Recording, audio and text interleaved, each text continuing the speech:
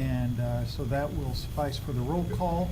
We'll move into item 1.02, which is the Pledge of Allegiance, and we recognize Mr. Hall.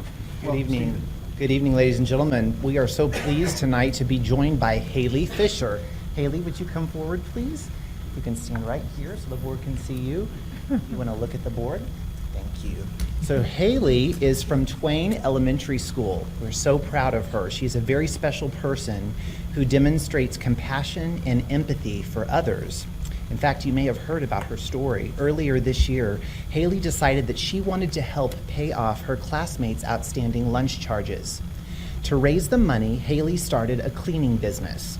After sweeping porches, washing cars, doing yard work and other tasks for neighbors and family members, Haley raised $400. And in November, she presented the money to Principal Jen Webb in front of her classmates. We know that Haley's family and her school community are very proud of her. If you're here to support Haley tonight, would you please stand? Let us recognize you.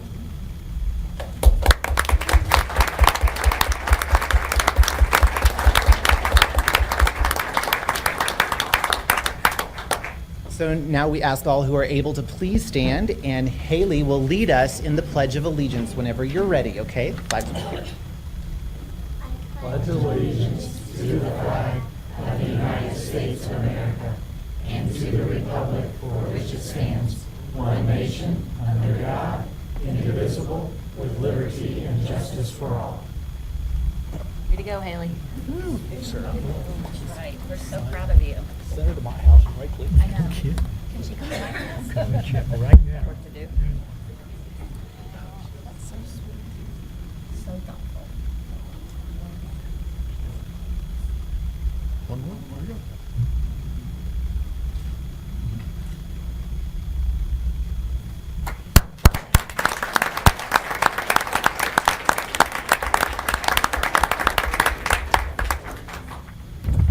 With our honoring excellence tonight, we are so pleased to celebrate Katie Baker. Katie, would you please come forward?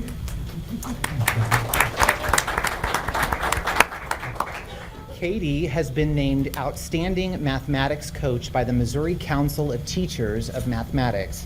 Ms. Baker accepted her award December 7th during the MCTM's Fall Conference in Columbia. The awards are presented to math educators in Missouri who have demonstrated a commitment to promoting the improvement of mathematics. Ms. Baker is the numeracy coach at Watkins Elementary School, where for the past 2 years she has shared her passion for math. Under her leadership, Watkins teachers have grown in their comfort with teaching math and have further developed their skills in doing so.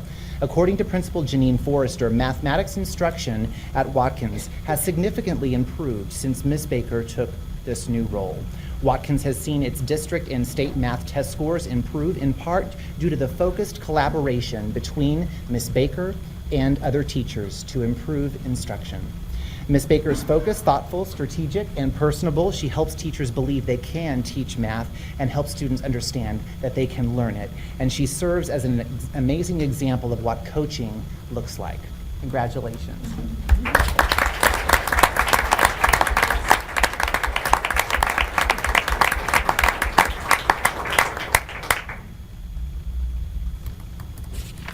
We are now excited to celebrate the Power of One Hero recognition for this month. We are celebrating individuals across our district who used their superpowers to make a difference. And this month we are pleased to celebrate Darren Stein from Hillcrest.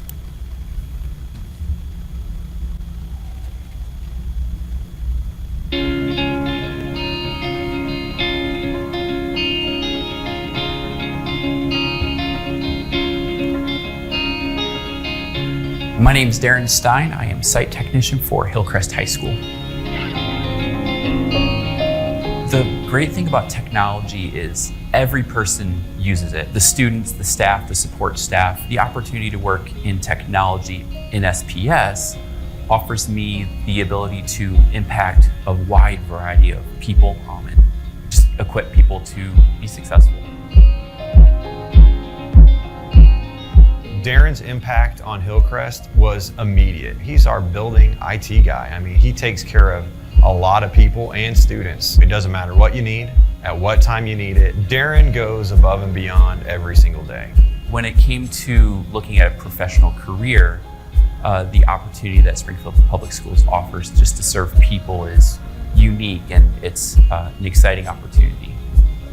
I am more old school, and so learning new things, especially computer-related things, can be challenging for me. And so having somebody there that I can shoot an email to or put in a quick work order, just having that comfort level of knowing if I run into some kind of jam, he's going to be there to fix it. He's just a super friendly guy. I'm really glad that he's at Hillcrest. I think he puts lots of teachers at ease, just making our lives easier. A person in Darren's role is easily overlooked. He's not this person that goes out of his way to make his presence known or himself known, because he's not like that at all. He's an extremely humble guy. If I had to say what Darren's superpower was, I would say Darren's superpower is politeness. I mean, the guy's customer service is just top notch. The Power of One nomination is incredibly encouraging. I just got excited and I immediately called my wife and said, guess what? Someone at Hillcrest nominated me for Power of One, and it's just it's a pick-me-up, and it's encouraging. Darren, just want to congratulate you so much for this award, and you're a vital part of the Hillcrest team, and so we're so glad to have you here on the Hill as a Hornet man.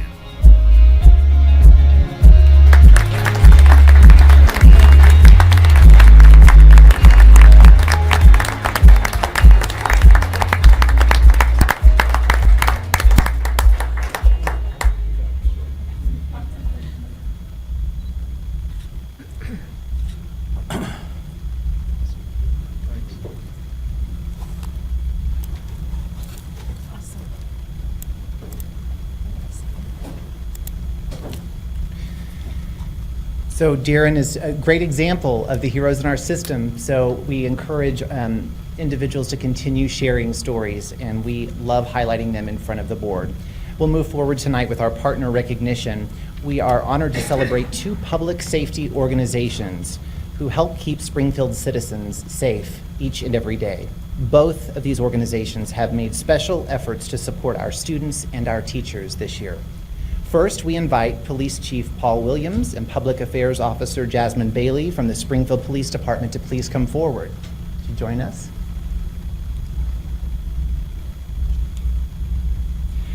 So these two have been instrumental in developing a program called SPD in PE, a program that has Springfield police officers visiting 7th grade physical education classes at Cherokee and Jarrett Middle Schools. During 4 visits this year, officers are building relationships with students while exercising alongside them in their PE class. Jasmine came up with the idea while thinking of ways to connect police officers to the community. Working with Brad Brummel, SPS Coordinator of Physical Education and Health, and Kendall Plank, who is a physical education teacher and coach at Cherokee and physical education curriculum co-chair, they developed SPD in PE to engage students and officers, also teaching a core learning standard, which is to investigate health, fitness, and sport industry careers. This is a wonderful opportunity for our students to interact with law enforcement in a positive way and to build long-lasting relationships. Please join us in thanking Chief Williams, Ms. Bailey, and all the Springfield police officers who helped to make SPD in PE a reality.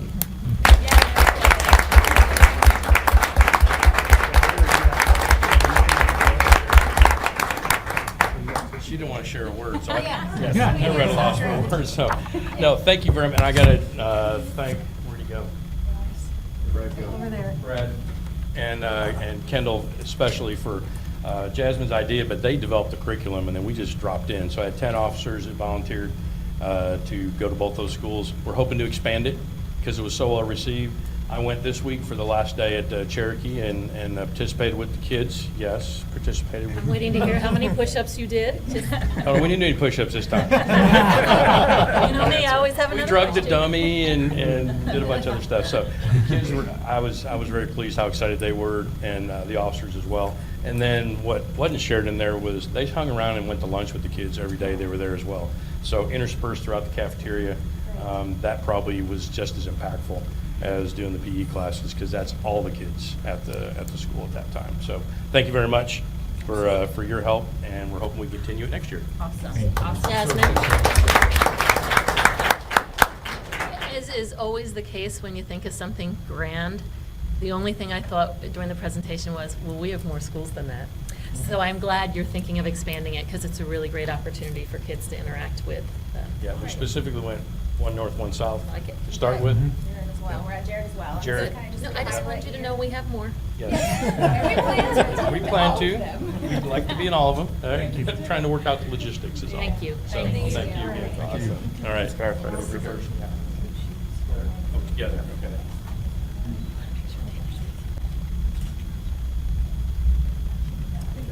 Thank you. Appreciate it.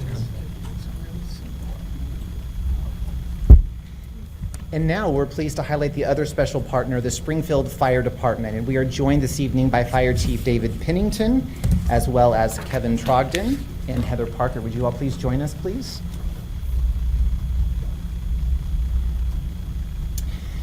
In October, during Fire Prevention Month, Springfield firefighters visited each of our elementary schools to teach students in grades kindergarten through 5th age-appropriate fire safety lessons.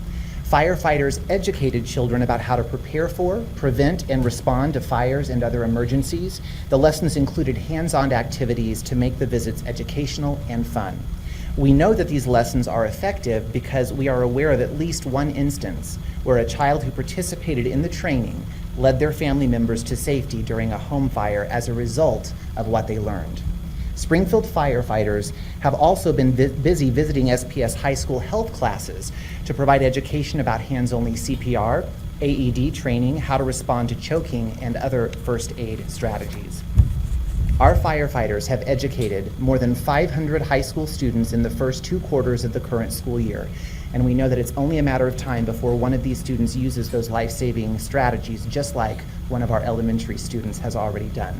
Please join us in thanking Chief Pennington and the entire team at Springfield Fire Department for their commitment to educating students about fire safety and life-saving techniques. We appreciate them.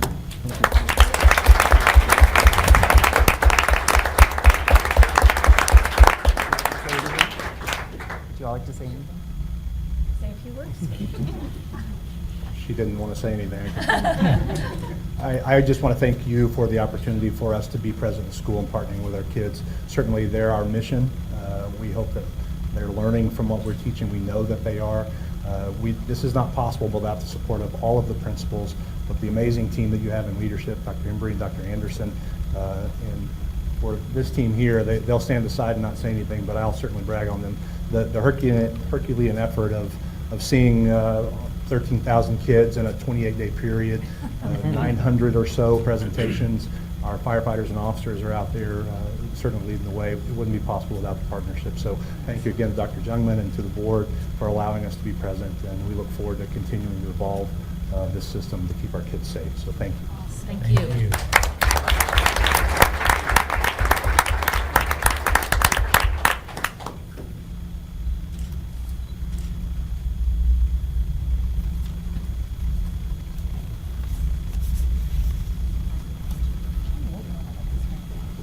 And that concludes our honoring excellence for the evening. Thank you very much. Thank you all for being here. Thank you. Awesome.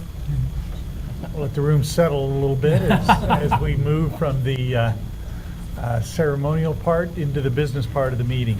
And while that's happening, we do have some action to take, and that is that the board approve the agenda as presented. So moved. Thank you, Alina. Is there a second? Second. Thank you, Charles. Are we ready to vote? Yes. Please vote. There it is.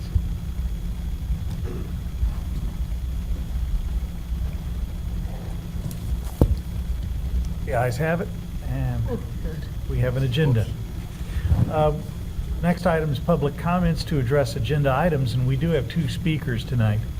The Board of Education welcomes comments from the audience about the issues being discussed.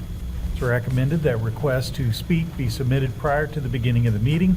Comments will be limited to 5 minutes for each speaker and will be timed by the board secretary. It's inappropriate to address the board about individual students or individual staff members by name in open meeting.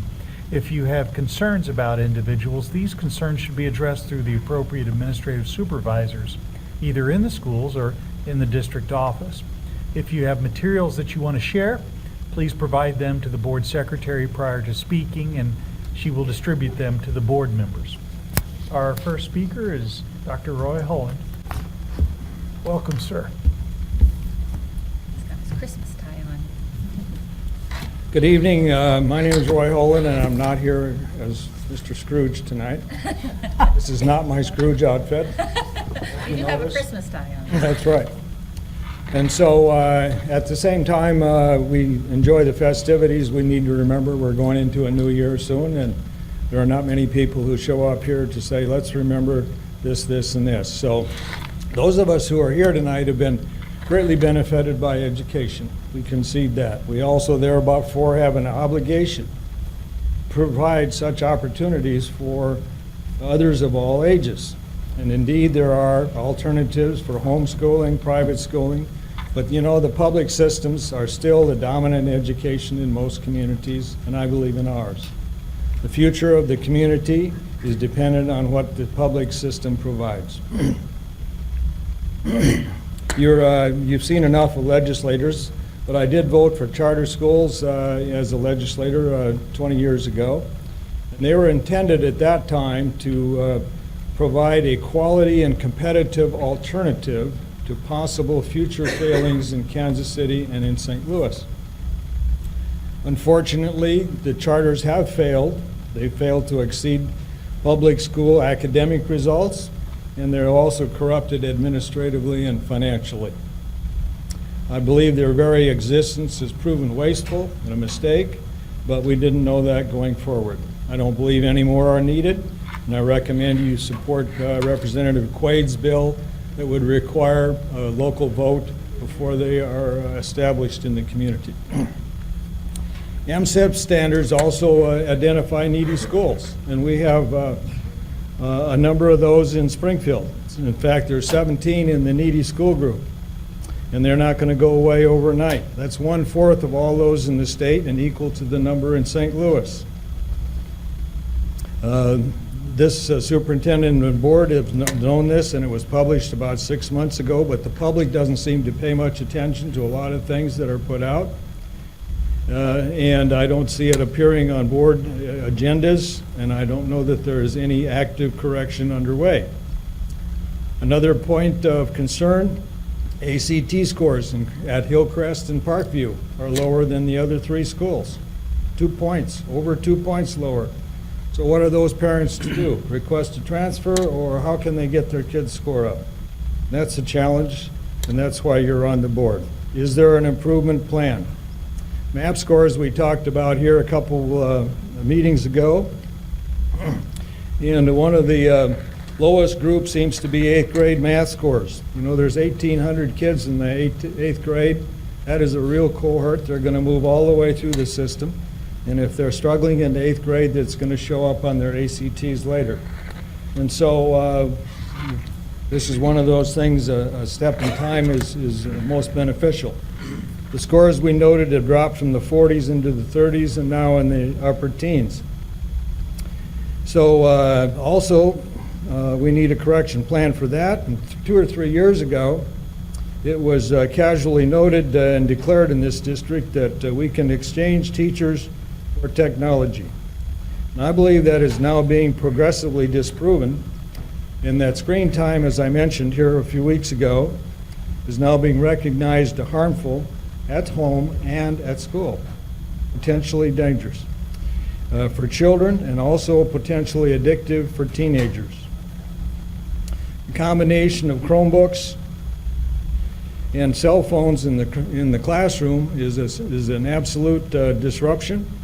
It certainly is at home and it is in school. In the school, the teachers we're asking them to control all of these devices, the technology, and to teach at the same time. And that is an overwhelming situation, and we need to recognize that. The teachers, I think you will say, are still the heart of the education process, and they must be protected, and they have to be respected. Unfortunately, there are too many of them that are becoming discouraged, and from what I hear, that there are too many that are opting to leave, jobs in adjacent districts. And they are indeed much harder to replace than administrators. I have friends who are substitute teachers, and they tell me other subs are seeking other places to go because it's so unruly and difficult in the Springfield classrooms that they are assigned. Also, there was an outbreak in the fall of student assault on classroom staff. I don't know that it's going on anymore, but it just makes everything worse when we get to that stage. So finally, yes, indeed, the demographics are changing in Springfield from what they were. We have fewer white kids. We have more of other groups, and the poverty rate has increased 20%. And that at the same time, kids have the same ability to learn. This will be a challenge for the board candidates to campaign. What will you choose to campaign? What are going to be your problems and solutions? And it's important that there is a campaign because the status quo oftentimes wins when there's not good campaigns and when things seem to be ignored. So at this time, I wish you a Merry Christmas, a Happy New Year. We can improve the schools, and that's why you ran for the board originally. Thank you. Thank you, sir. Next speaker is Mark Dixon. Welcome, Mark. Thank you, sir. Good evening to you, Mr. Rosenberry, distinguished members of the board, Dr. Jungman.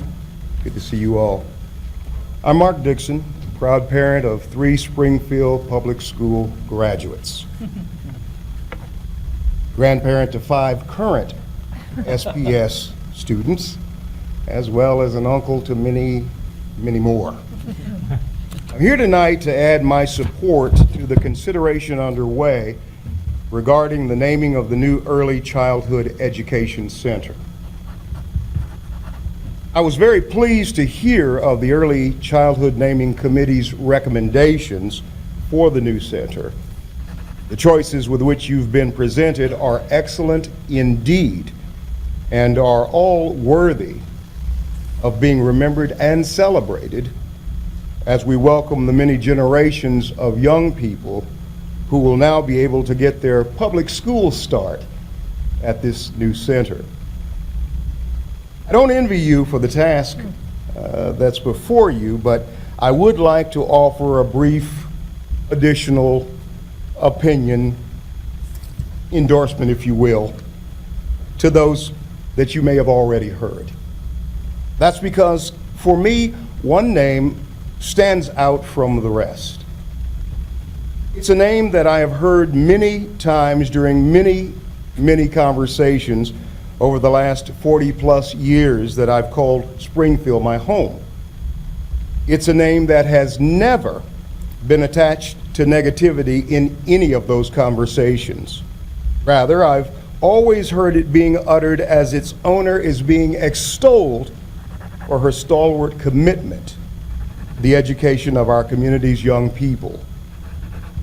During the many years that I've been involved in community initiatives and developments here locally, and as I have researched those who have done so long before I came along, this name always seems to make the list. It is the name of Ms. Ada Fulbright. Ms. Ada Fulbright was a lifelong local with roots that trace back to the very beginnings of this community. It's even been said that her ancestors built the first log cabin here. I wasn't around to prove that one way or another, but a graduate of Springfield Public Schools, the proud class of 1891. Ms. Fulbright spent the next 50 years or more giving back to the institution and community that provided her that initial education. She served unrelentingly during the time of the segregation of races in Springfield Public Schools and endured the inherent challenges and hardships of that system. Still, her focus was upon creating better opportunities for future generations through the portal of education. Ms. Ada Fulbright assisted children, families, and her fellow educators in her role as principal of Douglas Colored School. She later continued her career as an elementary and music teacher at both Lincoln schools. Long before women of any color in this country voted, were secretaries of state, or became CEOs of Fortune 500 companies, Ada Fulbright was making a difference for little girls who needed role models that they could actually touch. As a pianist and choir director at Gibson Chapel Presbyterian Church, she was accessible and real, even on the weekends. I close this evening by saying that although the lives touched, enhanced, and empowered by Ms. Ada Fulbright are many, the positive mark upon and gift to this community is one that may not have been properly and publicly realized by most until now. So it's my fervent hope that you will give her the consideration she so well deserves even now, and give countless children and families the opportunity to realize and celebrate the amazing person she was. Thank you. Yes, sir.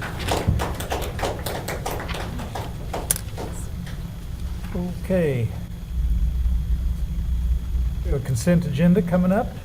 That's items 3, 4, and 5. The recommended action is that the board approve the consent agenda items 3.01 through 5.01. Your motion? So moved. Thank you, Charles. Is there a second? Second. Thank you, Jerry. Is that Jerry? No, it was Bruce. Thank you, Bruce. Through his voice. Any discussion? We ready to vote? Please vote. Whoa. We lost it. There we go. Hey, thank you. What, should I do it again then? I did it. Double do my vote. Yes, vote early and often. I voted twice so far. Well, you No, made it's it. the The same ayes vote. have it. The consent agenda passes. Next item is 6.01, Treasurer's Report, and Carol Embry is up at the podium. Welcome, Carol. Good evening. We have provided you our standard reports for this evening, and I will highlight for you that the fund balance percentage projected for June 30 of 2020 remains stable and flat at 18.12%. The budget amendments that have been included in the documentation are very limited, under $13,000 reduction in revenue and just over $23,000 in expenditures, and that's simply to align known changes to our budget needs. If you have any questions, I would be happy to answer those for you. Any questions for Carol? None? We do have to take action on this, and that would be to approve the treasurer's report as presented. Is it your motion?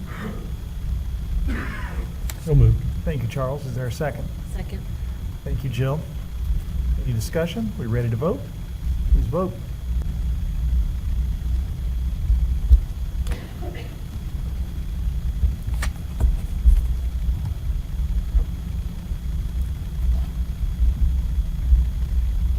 Ayes have it, and we move on to 9.01, which is the, 8.01, which is board policy adoptions and revisions. The recommended action tonight would be that the board adopt all policies as presented, but is there any discussion before we hear a motion? Yeah, these are pretty straightforward. 2 of them came as recommendations from MSBA, and 1 is just an update of some wordage and identification of designee in the previous policy. So it would be the administration recommendation to proceed. With that in mind, the recommended action indeed is that the board adopt all policies as presented. Do I hear a motion? So moved. Thank you, Charles. Is there a second? Second. Thank you, Jill. Oh, any discussion on the motion? We ready to vote?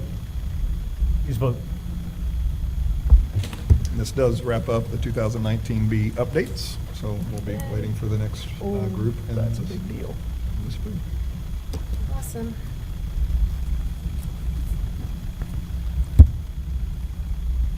Motion passes. We move on to the unfinished business, and the first one of that is the 2018-2019 annual financial audit. And back to Carol. Okay. I would like to invite Mr. Brian Eckhoff to join me at the podium. He is a partner with Westbrook and Company and is prepared, looking to get back to the screen, there we go, to provide you with the update on the financial audit that just concluded for the 2018-2019 school year. Is it presenting? No. I'm not sure where this is. Well, Kathy, do you know what I'm, right, oh, here we go. Yeah. Well, we may need you to do it like this. So, make it work. Is that it? Oh, there it is. Very good. Cool, making progress. Yes. He's also From the gifted beginning. in technology. Thank you. Thanks, Carol. Where'd that go? I'm Brian Eckhoff with Westbrook and Company. We're going to have a brief overview of the financial statements and the audit report. Starting with the auditor's report. It's found on page 2 of the audit, and you'll see in the paragraph our opinion was that the financial statements were presented fairly. So this is a clean audit opinion or a good audit report. So exactly what you want to see when it comes to your financial statements. Page 14 shows the balance sheet. You can see that the district had right around $372 million in total assets between the 4 funds. The general fund was around $48 million, debt service fund around $126 million, and the capital projects fund around $197 million. And then those are allocated based upon fund balances, and you will see in the general fund, we have a small amount of professional development that hadn't been spent, around $37,000, so that'll be carried over the next year. And then the student activities of around $7 million. These are your clubs, organizations, things like that, the balances that you're carrying on the books for those activities. And then the remaining balance in the general fund is always unassigned. So the $41 million remains unassigned because that is used for day-to-day operations. The debt service fund of $126 million is always restricted for debt service because that is all you can spend it on. And then the capital projects fund, it is split between 3 different items. The $161 million is your bond proceeds that had not been spent as of June 30th. Outside of those bonds, you had $3.4 million of projects that you as a board had approved as of June 30th that had not been actually paid. So that's the $3.4 million of committed balance. And then the remaining balance in the capital projects fund is always assigned for future capital projects. So the $32 million is shown as assigned for capital projects. Here is your statement of revenues and expenditures and changes in fund balance. This year, the district had $325 million in revenues between the 4 funds, expenditures of $310 million, and then you can see down towards the bottom, we had proceeds from a bond of $148 million. So really, the net change in all 4 funds this year was an increase of $163 million due to that bond issue that is shown of $148 million. General fund increased around $4 million. Overall, debt service fund decreased around $3 million. This is a 5-year comparison of revenues.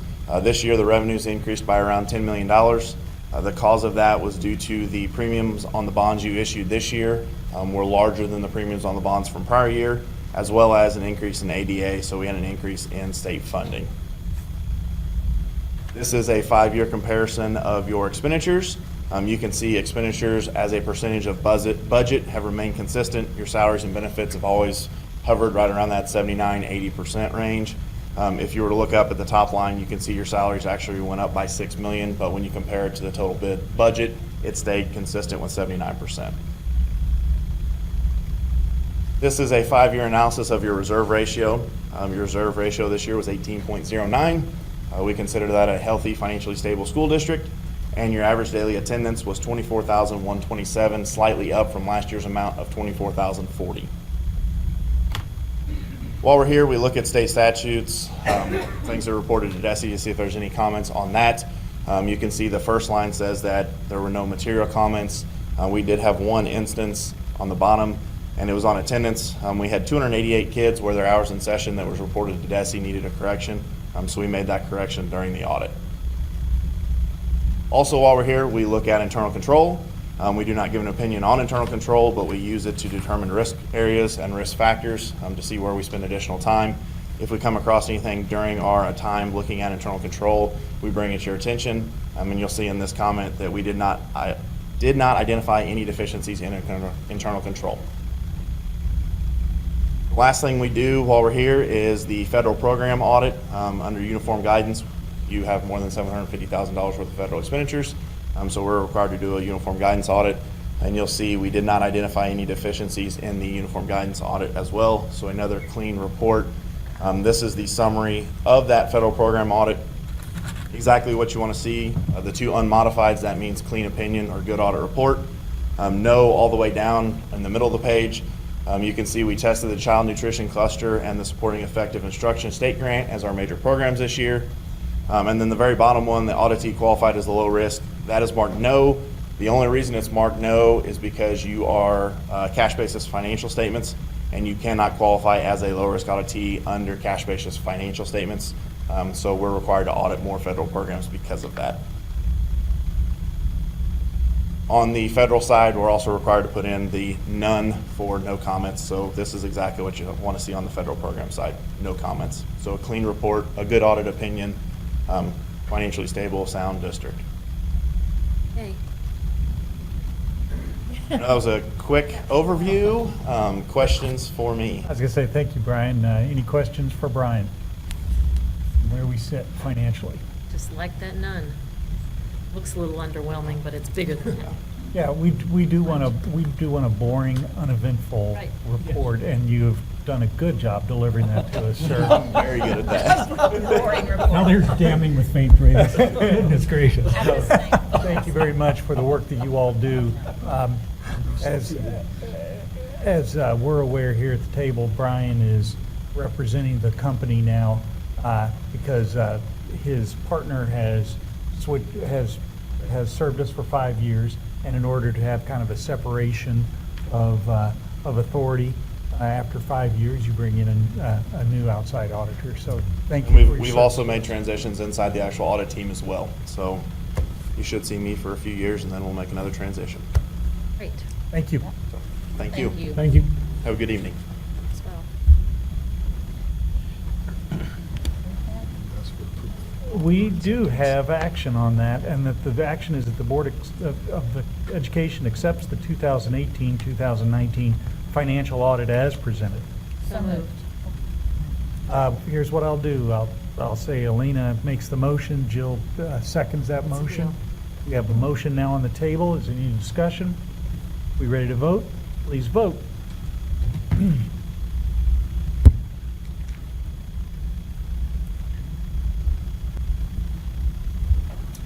All right.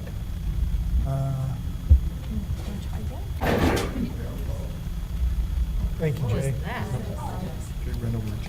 Oh, there it is. You're basically Darren at Hillcrest, the IT guy. I'm not that good. Which one are we at? Word docs. Tree. Tree. The technical term. And the ayes have it. Thank you. Thank you. All right, the next item is is unfinished business as well, and that's the New Early Childhood Center Naming Committee recommendation. Let me start this discussion on this item with just kind of a summary of a few things. First of all, I want to compliment the nominating committee again on the work they did. They did a really good job because what they should have done was given us a high enough quality of names, range of names, that it would create a degree of anxiety on the part of the board, and I think they have done that. I think you always look for that. When I go compete for with other architects for work, what we want to do is show to our potential client what a great choice we would be, and make it hard for the client to choose from one to another. And from my conversations one-on-one with each of you, I think that's where we are, that the choices have been really, really difficult. We have 3 exceptional recommendations, and we have received additional information about each of them, and we have even heard from 2 of the 3. Of course, we have not been able, as I understand it, to hear from any heirs or family of Miss Fulbright. We have heard from a member of the Brown family, and the correspondence that she sent to us was remarkable, because my impression is that they have been offered to be honored in other places with naming, and that they are very candid about their role in Brown versus Board of Education, and that they want that story to be told. And they make it clear that the Brown family was one of many families in the suit, and that when we talk about Brown v. Board of Education, it wasn't just the Brown family. And I find that very generous on their part. And they also talk about the importance of local connections, and that while the Brown family did live in Springfield for a very brief spell, they don't particularly identify as strongly with Springfield as they do with other places. I would hope that we might be able to share that well-written letter from the Brown family. So it seems that we are down to, if you will, or up to 2 choices. There's a lot of information on Dr. Mallory. One, because he is contemporary. I would also suggest, though, that he lives in a different world, not just a different time than Miss Fulbright did.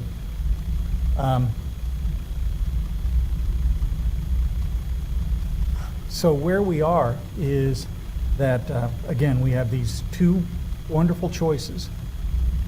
I will speak strictly for myself and say that, as I see it, the choice before us is between one who has contributed enormously, in part by virtue of his position, to the cause of early childhood education.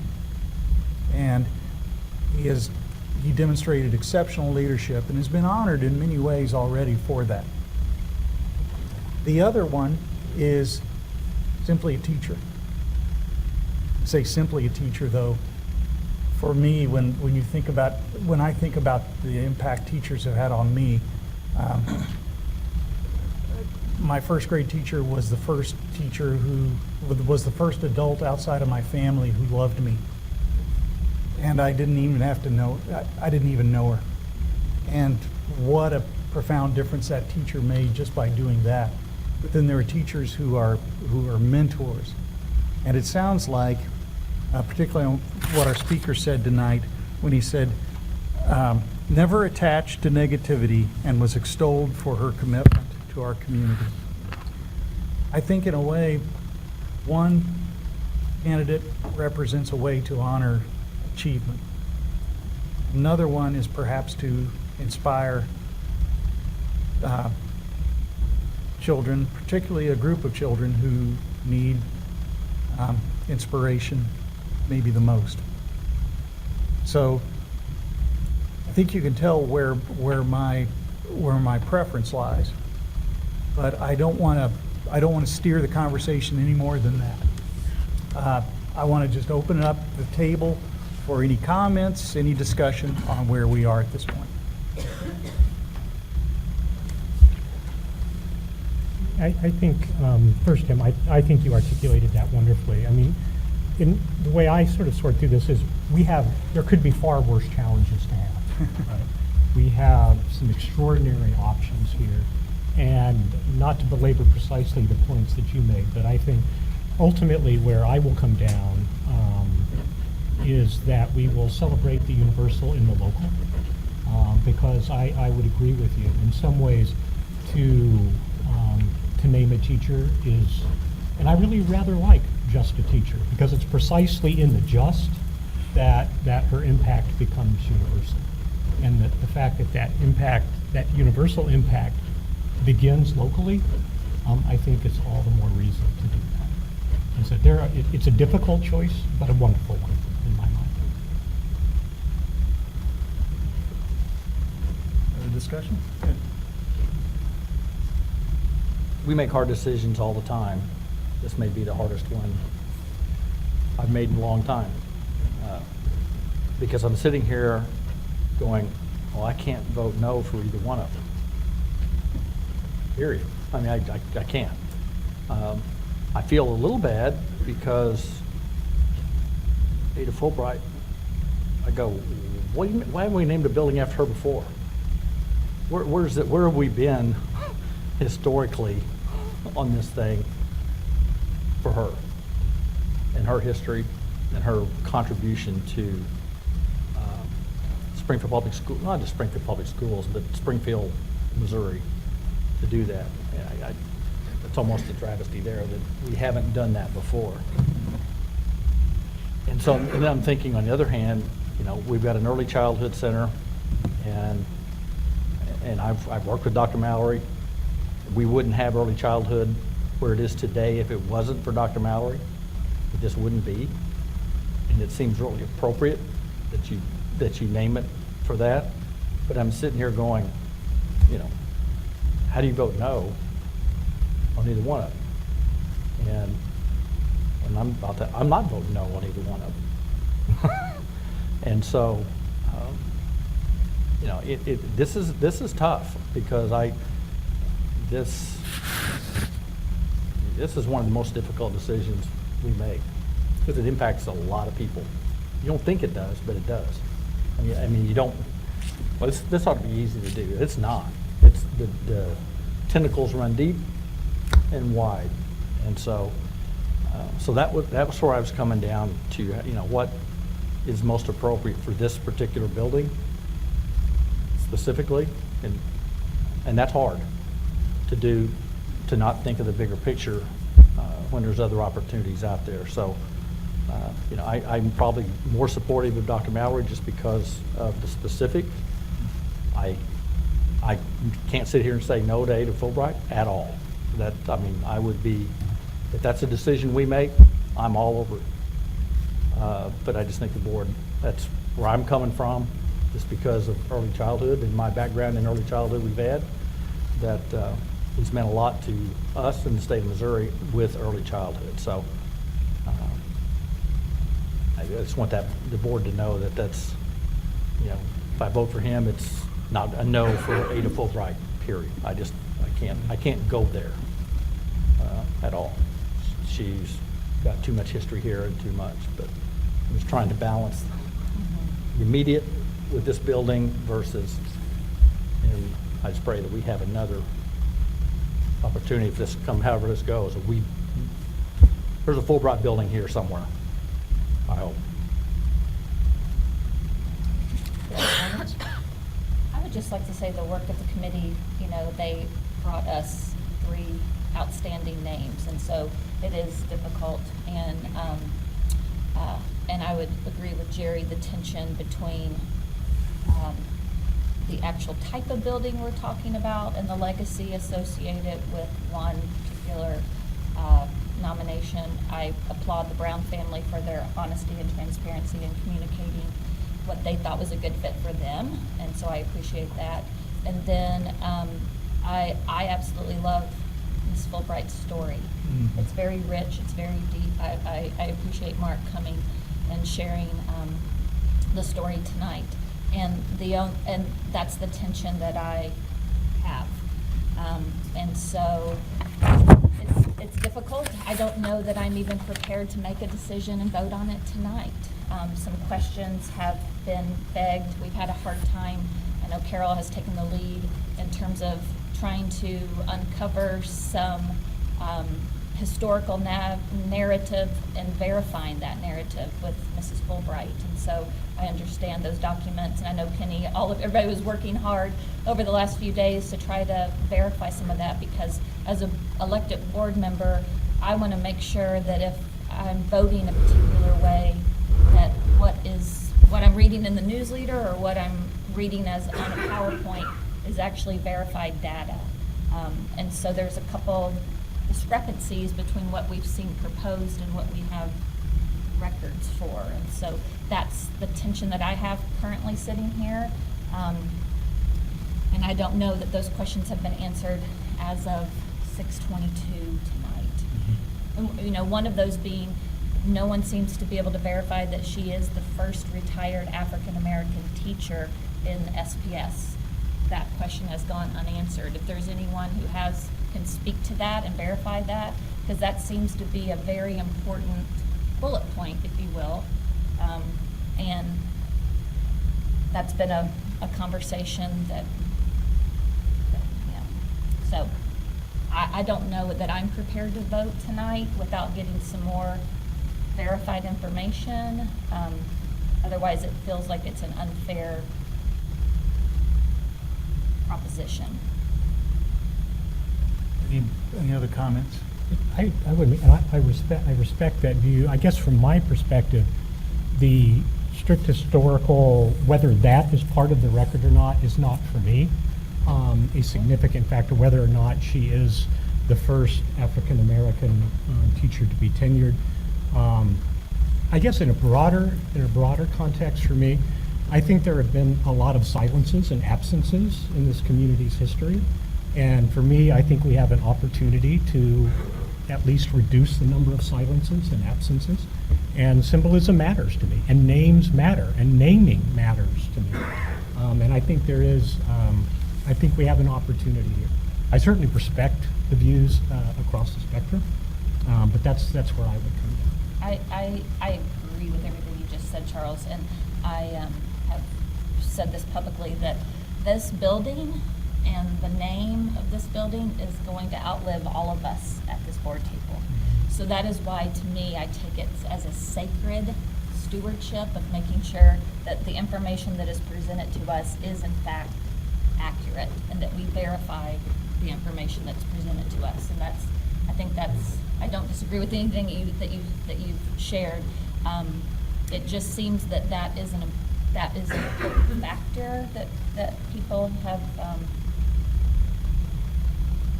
said is important, that the committee said was an important factor to bring her name above other names. And I just want to make sure that we have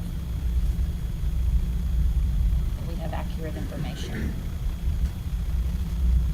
Any comments? I suppose the only thing that I would say is, for me, I am ready to vote tonight, but I feel like I have to honor my colleague who said she wants a little more time. So I feel like that's the best way to roll. We're not in an urgent situation. So that's what you asked for. I would be willing to do that. I don't know if we can get those answers, and I, like Charles, don't feel like I need all that, but I'm willing to do that.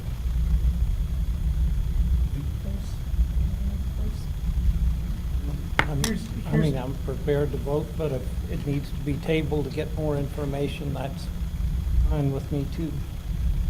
If we were to go further, if we don't vote tonight, and I'm ready for a motion at any time, but if we don't, failing a motion, and we go on to the next board meeting, the January meeting, I think that what I'd like to see then is a fairly concise story for each of these two candidates of what is the story that we will tell.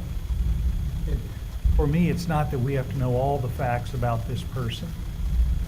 but we have to make sure that the story that we tell is factual, but even more important, that it's true, that it contains truths for those who go into this building and learn from the work of either of these people.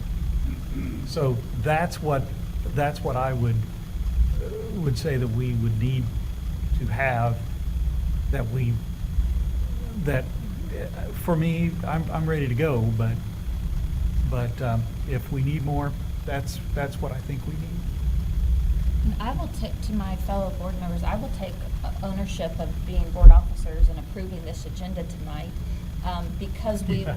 I mean, we did. We sat in board officer meeting and approved this agenda, but we were also under the impression, and I know, different people were still digging for verification. And so I just want to say that to my fellow board members, that this wasn't a shock that this was on the agenda, because Tim and I, reviewed that. It just, we thought we were going to maybe be further along with some more information. I'll comment because I feel like I need to. So I've had a number of people, maybe it's because of my history in the district, reach out to me to tell me personal stories about Dr. Mallory, and they grew up with him, they knew him, his influence on their life, they're going to college, they're becoming early childhood teachers and parents as teachers. I had one individual describe him as the father of early childhood education. And so as a result of hearing that, and I guess I took my own personal journey to find out, or to locate someone that could tell me about Ada Fulbright. And in part of that, I had the opportunity to attend the Springfield Retired Teachers Luncheon this week. And at that event, I had the opportunity to talk to a teacher that taught in Springfield 53 years, and another that taught 40 plus years, and several that were in that category, to see if anyone could tell me something about her. And very few, or no one, was able to tell me anything. But that doesn't mean that I was asking the right questions of the right people. So I'm not saying because I was not able to hear something, but it's very important to me to hear something from someone that she influenced or that knew her. And I believe that Mr. Dixon may have assisted me, is he still here? With some of what he brought forward. So I appreciate that. In that what he had to say in terms of that she was an 1891 graduate of Springfield Public Schools. I don't think we knew that before. So she is local, and she graduated, that she was a teacher. So some of that is resonating with this person as a Springfield graduate and teacher. And so I appreciate your bringing that information forward. And so I think it would be great if we could continue to gather that, and just what Tim talked about, put that in a story, so to speak. And then when we, whatever we do, whether it's a decision we make tonight or we wait till January, we then know exactly what we're going to say on the day of that ribbon cutting and the plaque we're going to put on that wall about that individual that that building is named for. Because yes, it will go on long after we are not sitting here. So if we were voting tonight, it's probably a decision I've lost maybe more sleep over than any I think I've made since I've been on this board, because we have two, as Mark said, excellent indeed and worthy of celebration. So I would probably vote yes either way. So that's going to be kind of hard to get a vote out of me. And I don't know if we would learn something new. I think since Dr. Mallory is alive and people are here that know him, I got what I need. I would like to learn more about Ada Fulbright. So that's all I have to say. Mr. President, will we need a motion to table? No, because there is no motion on the floor. We Published as the agenda, not as an action item?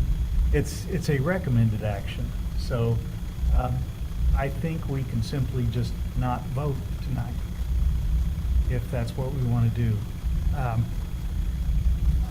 And I'm totally comfortable with that. I guess to the people who are listening, this is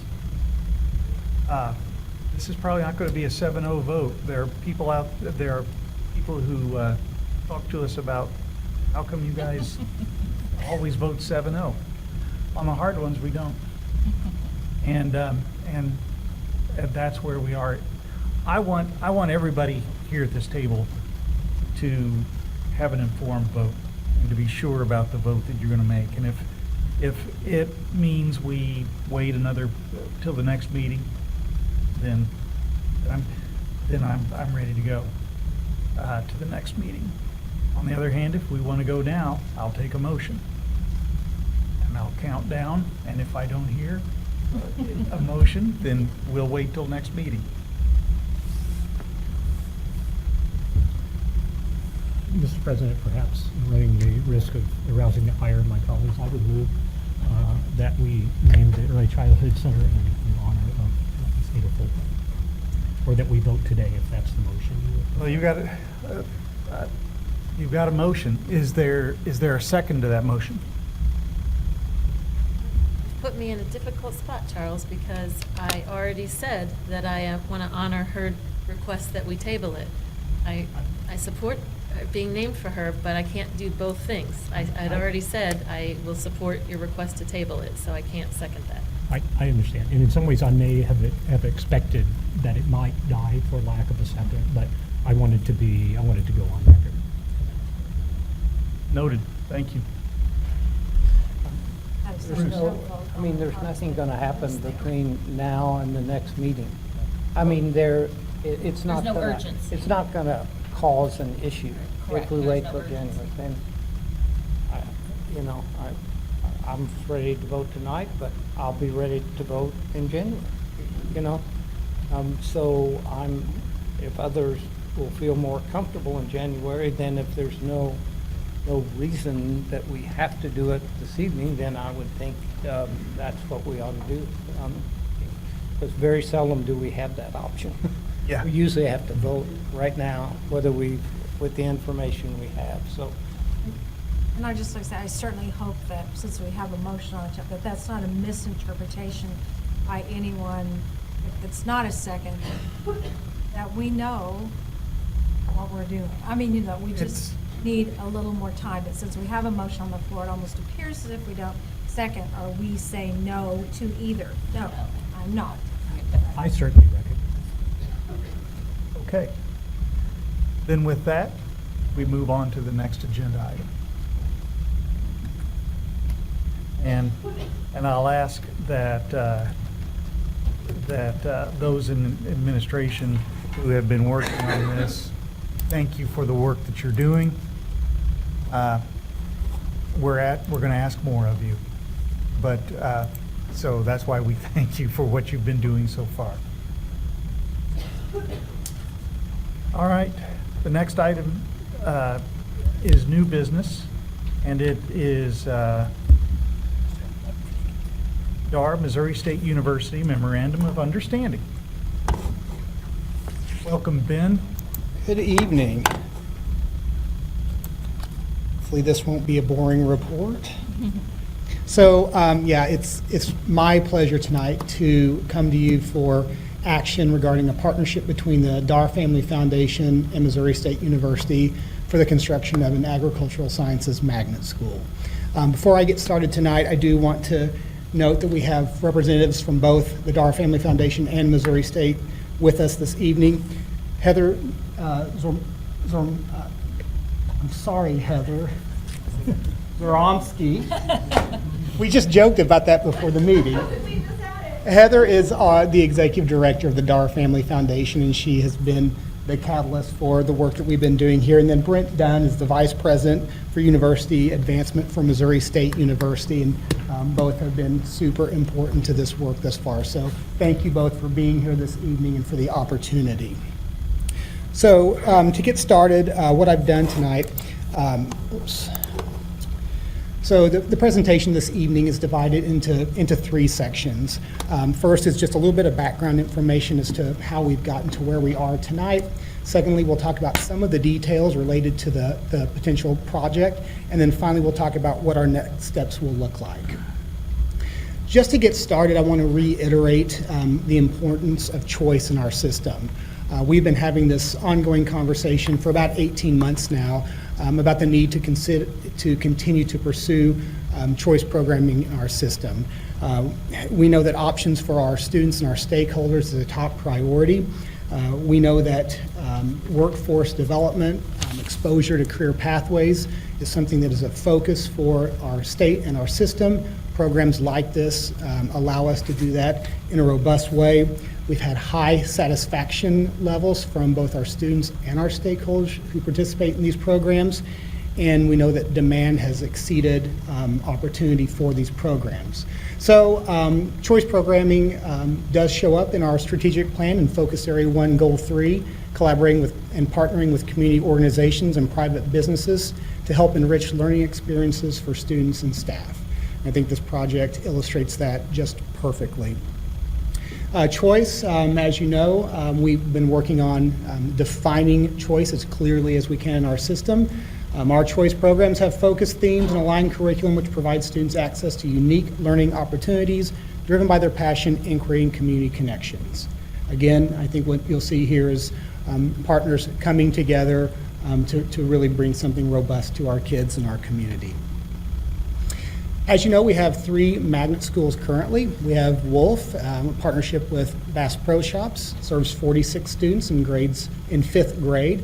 The Academy of Exploration serves 40 students. It's a partnership with the Discovery Center. Again, it's a 5th grade program. And then our Health Sciences Academy, home to 50 students, and they are in the 8th grade. And as you know, those students attend those programs full time.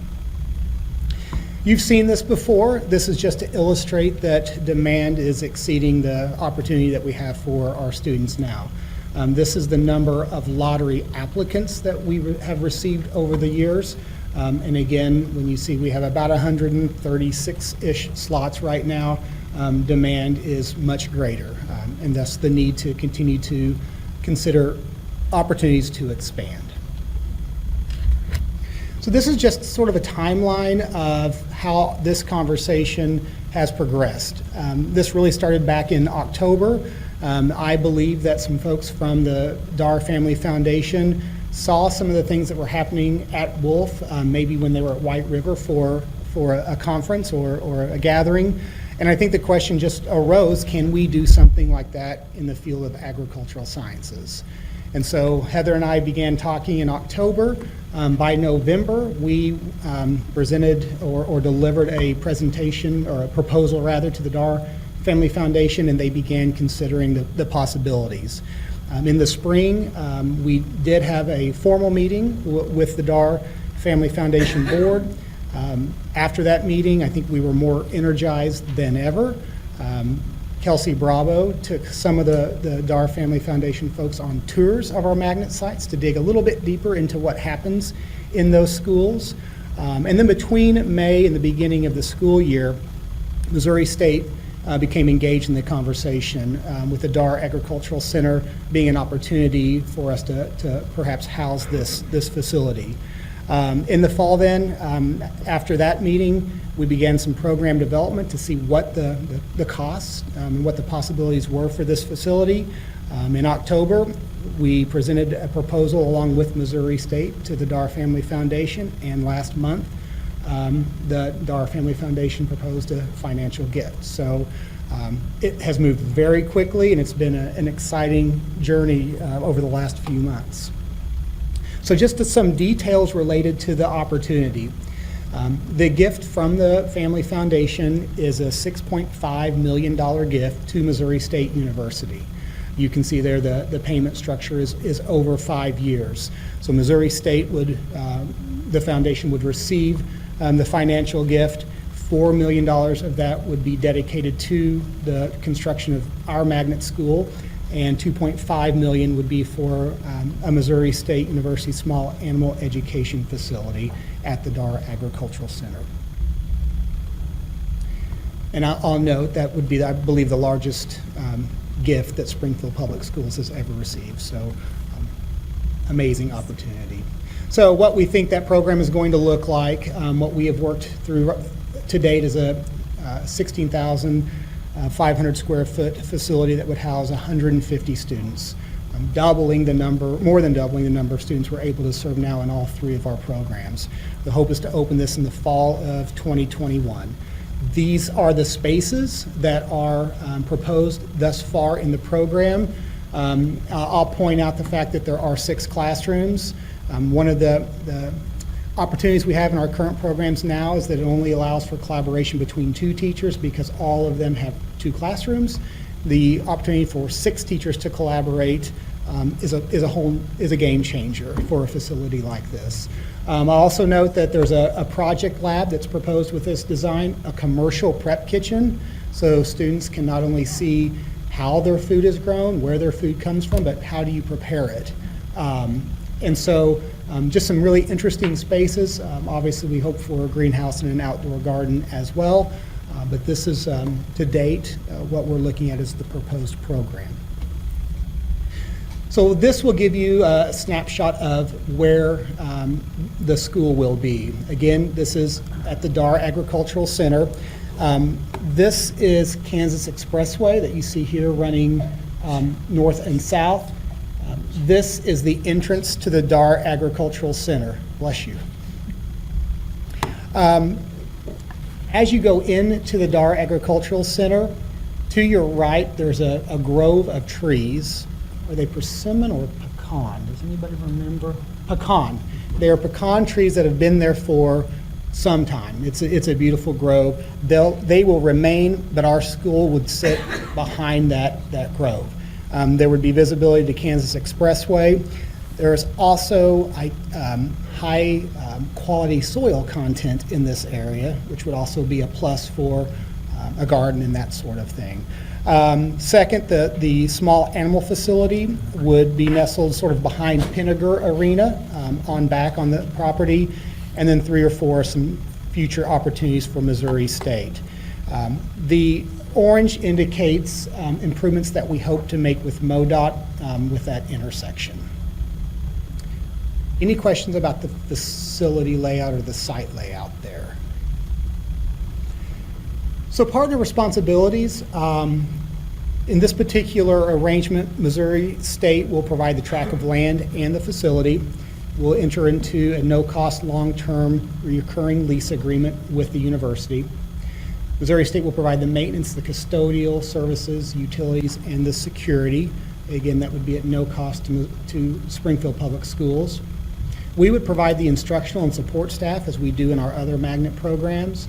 We would provide the furniture, fixtures, and equipment, and the curriculum and instructional materials. So this is an estimated financial outlook for the project. So next year, 2021, obviously we would not have students at that time, but we would budget for the FF&E, the furniture, fixtures, and equipment, along with program R&D. And that would be travel expenses primarily for us to go and learn from others who are doing similar work. That's customary when we enter into projects like this. So startup costs next year at about $203,000. 2021 or 21-22, we would propose opening 4 classrooms and serving up to 100 students. Again, startup costs would be taken care of at that point, and from a staffing perspective, we would anticipate 4 teachers and a paraprofessional to provide assistance there. Itinerant staff would come from among our current ranks, and we'd have an instructional allocation of about $25,000 for the programming. So about $327,000 in year 1 of startup, and then in year 2 of opening, we go up to 150 students, open all 6 classrooms, add 2 additional teachers, a little bit more instructional allocation for $475,500 when we're fully open in reoccurring or ongoing costs. Believe me, this is terrific. Are we trying to do a little less expensive than ideally should that R&D move, it may not have to go every year, but going from 23K to 0? Yeah, I think that's possible.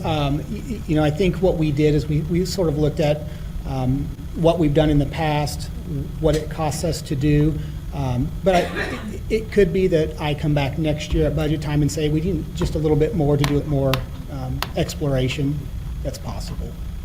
We'll certainly try to work within that parameter.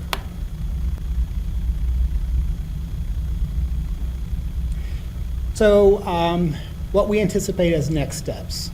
The first one's a big one. It's tonight, and it's seeking your approval of us entering or executing that agreement. But then right away, what we would anticipate doing is jumping into the development of an MOU that's really an operational MU. So the first is really around the gift and the finances. This is about how we will function as partners. We'll create and are ready to communicate with a core planning team. We'll be doing that research and that R&D through the end of the school year. That will probably lead into next year as well.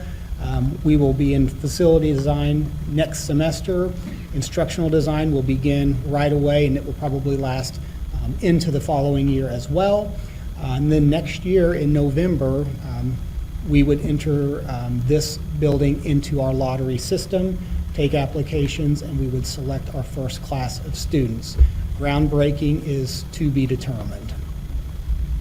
In the 2021 calendar year, in February, we would be posting and hiring some lucky teachers. We would do some teacher training, fairly extensive. This will be different programming. Obviously, that will happen through opening. We'll complete the instructional design, hopefully by May, and then be ready to open in August 2021.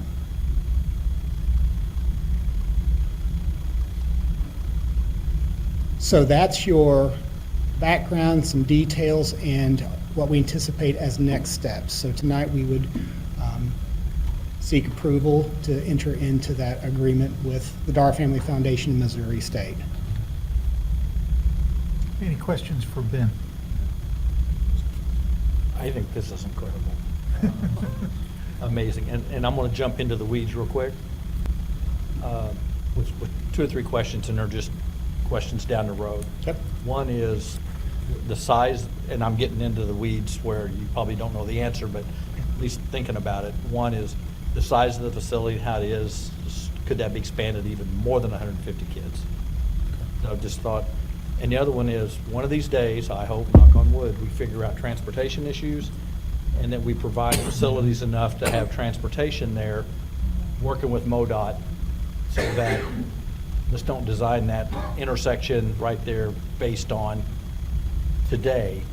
But the fact is, 3 years down the road or 5 years down the road, we may have the capability to provide transportation for these kids. And I don't want to come back and go, dang, wish we'd have thought of that 5 years ago, and we don't have space to do that. So I mean, that's more, I know it's kind of getting in the weeds from a board standpoint, but I just want to make sure that we're very strategic and visionary about this thing, because I think this could explode. I just think this is an opportunity that our kids have never had, and I think you're going to have a hard time, even the doors closed, with as many kids as you're going to have potentially wanting to get into this thing. That's my opinion. I may be wrong, but I just think this is one of the best opportunities we've had in a long time from a partnership standpoint. I want to do it right the first time, so that we've at least thought through those things down the road when it really we have some opportunity to take care of, to do it. So that's more comments than questions. I think we agree completely. Yeah. Part of our transportation study underway right now is studying. I know you're talking about that. The choice structure, what it would cost, because we agree as we expand, more access is necessary.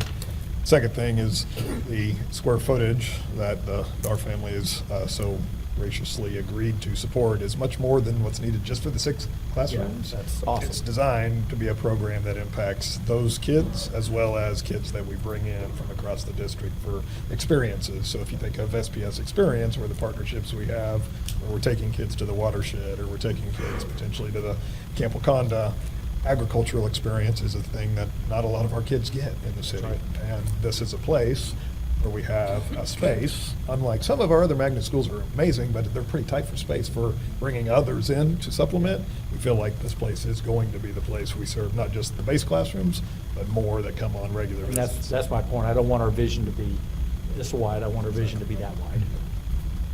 Magnet's about not just serving those students, but the entire population, so we're You're right. 100% in line. And I failed to mention it, but we are already talking about how we can weave in some of the experienced SPS programming, what summer will look like for the whole other groups of students. And of course, what we're doing in the high school ranks with regard to agricultural sciences, environmental sciences, and the connections we're going to be able to make vertically now for those kids. So they see a pathway to continue on. This opportunity is a little different than our other magnets in that students may be able to enter in at a certain grade level and stay for 3 years. And they get a deep experience in just a year, and imagine what 3 years could do. So really excited about that opportunity. So when I think about this, it takes me back to an opportunity we had to visit of our academy schools in Nashville. Bill, do you remember going on that trip? So at one of their schools, they had turned their former VOTEC area into an animal sciences lab. And I visited with a young man who, from inner city Nashville, who had not had good experiences at school. I think he was maybe a sophomore. And he had an interview with me, telling me all about what he's doing with genetics, with a rooster sitting on his shoulder the whole time talking to me about what his new career is going to be, and it was something he could never have imagined from his neighborhood. He grew up to what he's now doing in the studies in his animal science classroom. So, which is just amazing, and I could see some of our students that would have never even considered a career in agriculture or in animal science, or what this will offer them now will become reality for them. So this young man in the rooster on his shoulder was I can still close my eyes and see him. He was a fascinating young man. So that kind of opportunity for our students is amazing. Great level. Other comments, questions for Ben? No questions, comment. I mean, this represents Springfield at our best, it seems to me, that puts the public and public education, where you've got higher education, Dar Family Foundation, all of this. Whereas earlier we talked about a tough choice between two great options. This is an easy choice, it seems to me, right? I don't want to presume anything. An easy choice among one just tremendous transformation opportunity. And I would just say thank you to Ben, your team. Thank you for Dr. Jungman and his leadership behind the scenes. Thank you to Heather. Heather is a Leadership Springfield grad, and she may serve on a school board in her neighborhood one of these days. But thank you for Heather and the DAR family and foundation, in the sense of when we talk about private-public partnerships, and for those of us who are involved in the chamber, we visit other communities and we see the strength that local connection can make. This is just one example of how rich our community is, and we're just indebted to the partnership, and I just think about it changing the trajectory of kids' lives, and also helping them just to become a better informed citizen. They may go into that field, but they may not. They may go in, they may learn more about just being an informed citizen, but nevertheless, a great takeaway. So thank you all. Heather, do you want to say anything, or Brent, do you want to offer anything? I wonder why Brent was here. That makes sense now. I figured that Brent, as a school board member, could come up here and school board meeting. and say whatever you want. What does this school board want to hear? What do you want this school board to hear, sir? Well, I think while the students win in Springfield, and then our campus wins, but really through the legacy of Mr. Dar and the Dar Family Foundation, agriculture wins, and that's not a subject that is going away. That's going to be important for Springfield and for the state of Missouri and the region. So I know it's a cliche, it's a win-win-win, but this truly is a win-win-win. And our faculty and staff in the Darr College of Ag, they are so excited. Plus, you have that whole Darr campus. Plus, you have all the other farms and ranches that are part of Missouri State. And so this partnership can just blossom. So we're excited on behalf of all of Missouri State University. It's a great partnership. Brent, I want you to take back to your folks at the university our gratitude for being creative and being open to this kind of collaboration between K-12 and higher ed. This is just fantastic. It's pretty cool. It's pretty doggone cool. Yeah. Thank you. Yes. And also, Heather, to the foundation, our gratitude. Thank you.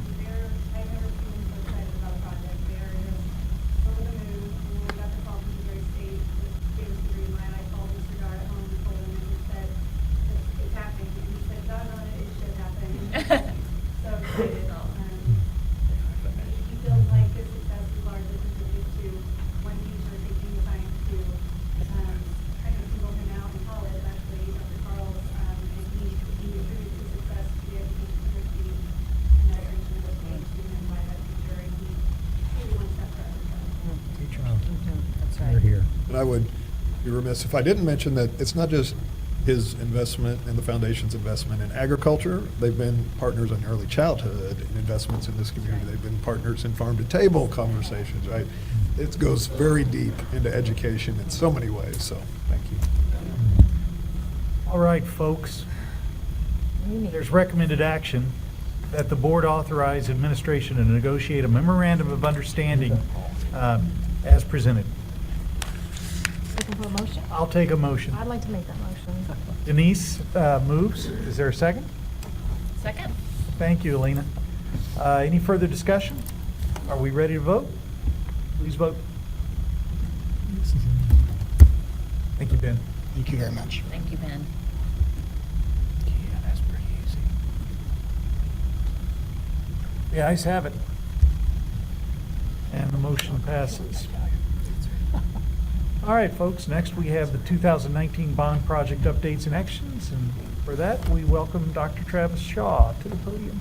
Thank you. Good evening. We have a couple substantial change orders this evening, and so I want to walk through those a little bit with you. The first one for Delaware Elementary, the net request for change orders on that project is $129,338.60. You will see there's two small items and one credit. The largest part of that request change order is due to the ICC 500 storm shelter.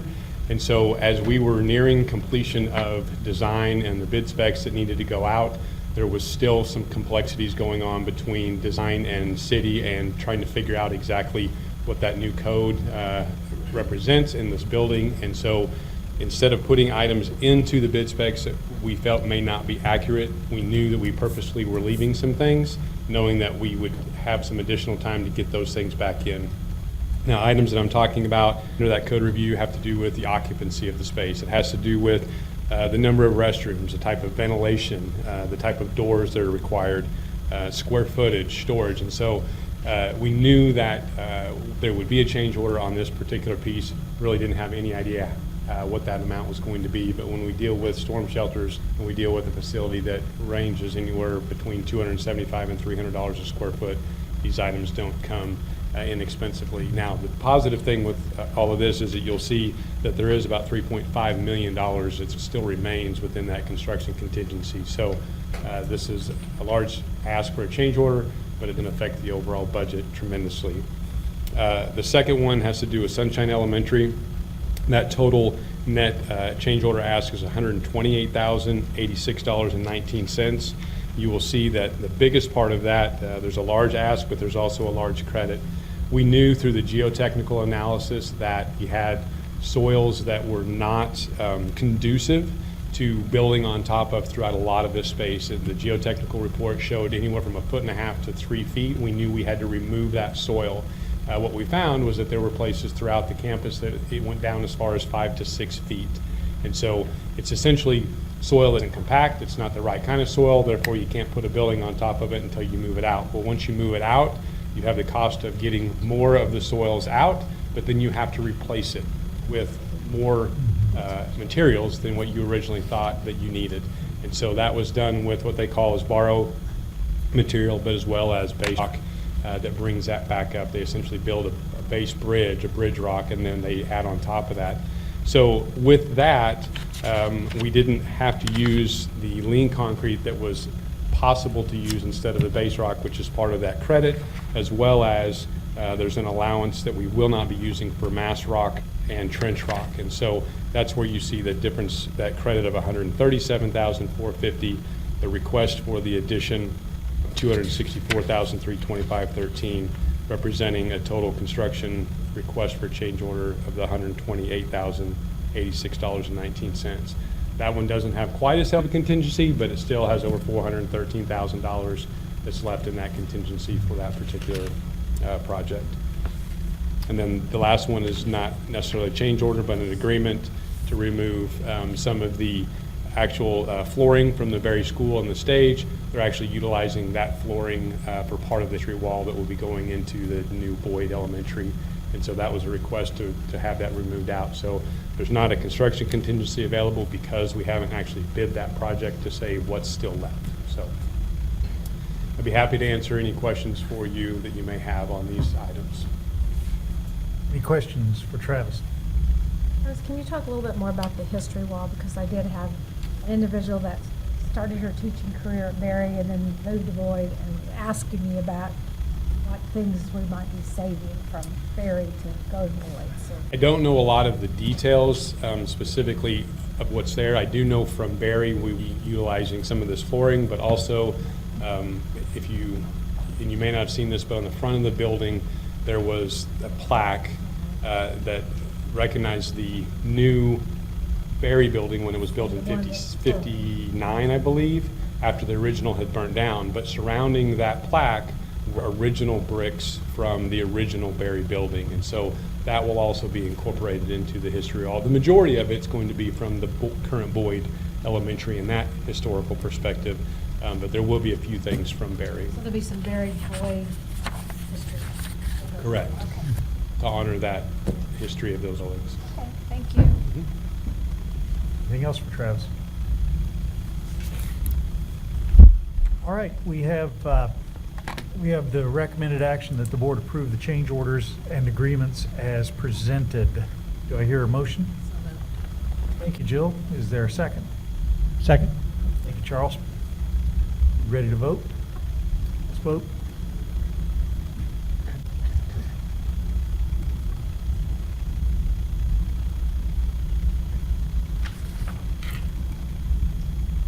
And the ayes have it. The next item is public comments, and we do have one speaker. Board of Education allows comments on topics not related to the printed agenda. Comments will be limited to 3 minutes for each speaker and will be timed by the board secretary. It's inappropriate to address the board about individual students or individual staff members by name in open meeting. If you have concerns about an individual, these concerns should be addressed through the appropriate administrative supervisors, either in the schools or in the district office. If you have materials that you want to share, please provide them to the board secretary prior to speaking, and she will distribute them to the board members. Our speaker tonight is Arthur Hodge. I'm the only one? You're the only one. Come on up, Art. As I'm coming, don't start timing me. But you all know the story in the 1890s or 1891, whatever. That lady earned what she did. But you only want to educate young black children back then. Not you all, but my sister. Good evening.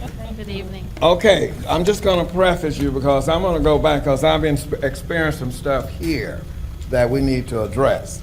My parents were born in the 1870s. So we're going back a long way. I'm a living history book. I know racism and prejudice exist, overt, covert, and subtle. I'm a Vietnam vet, and I'm on a crusade. I want less men and women going to jail and more being productive in society. I'm under the impression that middle school is the preparatory phase for high school, and it seems to be a regressive time. One thing I've noticed in middle school, there's a lack of decorum and a friendly atmosphere from staff, especially if you are black. Quick to chastise a black. That seems to be this attitude, they will get educated later. For instance, now I'm from the old school, and I call this young lady a princess. Instead of, I'm thinking, you're worried about me calling you a princess. For a few years ago, I couldn't even talk to white women. So I was kind of struck by that. The next was a young man not speaking English, and I thought you all had an avenue for that, and I made the comment. He didn't, I'm saying, well, when back in the day, they were putting Indian children in schools, making them speak English. Blacks were being hung, being tongues cut out because they didn't learn English fast enough. Now we're not concerned about learning English. And I sent a student out of the classroom because I have a problem with people being late. Was late, so I sent him down the hall. And I don't know what the counselor's job is in middle school, but I looked down the hall and she's stroking his ponytail. He should have been in the classroom learning. So I don't know what that's all about.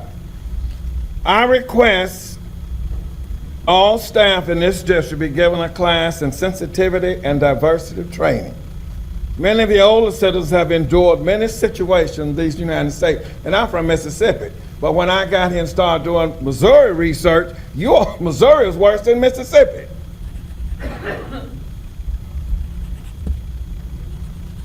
I repeat, I don't want schools making excuses for our male population, especially black and brown students. I want everybody treated the same. If you're supposed to be in the classroom, be in the classroom, not walk in the halls. You're not learning in the halls. Black children are suffering the most because they're afraid to talk to them or say something to them because they're going to holler racist. Racist, my foot. Do the right thing. And which is paving a road for many hardships in life. They got to be prepared. Prepare them for a decent future in this country. Too many young men gave their lives in Vietnam. That's why I'm angry. 100,000 died over there. They lost. And we got to walk in the halls now. How does that work? So let's do the right thing and make up for their loss. Don't let the foundation of America crumble. And this is the second time I've mentioned this. If the schools don't prepare these young folk, what is going to happen? Going to have other folk coming in taking the jobs? What's going to happen? Because they're not prepared. I deal with people all the time. They have a turnover every week. They don't want to work. Well, they got to learn to work down here. So let's educate. I beg you, I plead with you, let's educate. And you know it's been a struggle in this country. Don't pretend that you don't know. Because if you read history, I can tell you history me too. Well, Art, your time's up, so we're not going to do that history, not tonight, but I appreciate Thank you so coming in. much. Thank you, sir. All right. Do we want to take a break before we go into the next agenda item, which is the president strategic discussion, or are we ready to go? Keep going. I'm going to take a break. Don't know about you. Yeah, we got 5 minutes. I can come back in. Somebody's taking a break. We're on the move. We are. We are on the move. Coming back into session, please. Are we back in session? Here we go. Our next item, and we're all queued up, it looks like, is a strategic discussion. Board members are participating in a dialogue focused on a selected pertinent topics. The topic tonight is Focus Area 2, Goal 1. We welcome Penny to the podium. Good evening, and for the opportunity to be with you tonight. An exciting evening as we listen to the conversations about all the opportunities we have for students currently and moving forward. I think I heard the word life-changing and a few other terms regarding those experiences, changing the trajectory of lives, and I firmly greatest opportunity to change the trajectory of a student's life or to change course for students comes in the form of the people we put in front of them day in and day out. Those teachers, leaders, and support personnel who support our students. And so it is our privilege to be with you tonight with a brief update on Focus Area 2 Goal 1, which, just to remind you, is one of 4 of our strategic focus areas. Focus Area 2 is the empowered and effective teachers, leaders, and support personnel. In Focus Area 2, we have one goal that we have identified, and that is ensuring that we create a culture which empowers employees and provides students with access to that qualified and effective employee in every classroom, in every building leader, and in every position in the district. And with regard to that goal, we have 8 specific strategies that you will hear from us this evening. We will provide you with 8 updates on each of those 8. And by way of introduction, we know that there are many, many factors that go into each individual decision to choose to work for Springfield Public Schools and to choose to stay with Springfield Public Schools. Also know that there are 4 primary factors that are universal for employees, and those are their preparation for that work, making sure that they feel confident and capable to do the work and qualified. They have ongoing support, whether that be through the mentoring as they're entering into that work, or that ongoing professional learning and professional development to help grow them as employees.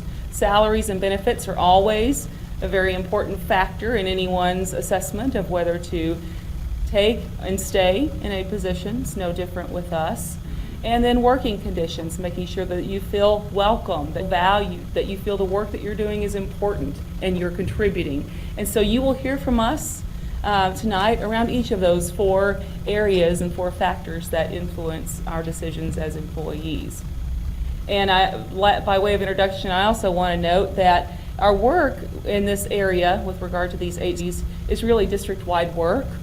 In every department and every leader, we're all involved in this process, but we do have 3 departments that are specifically charged and carry a significant portion of the load in this area, and you'll be hearing from those this evening, and those are the Human Resources, Learning Development, and Programs Department. And so first tonight, we will be looking at Strategy 2.1.1, and that is Dr. Nicole Holt.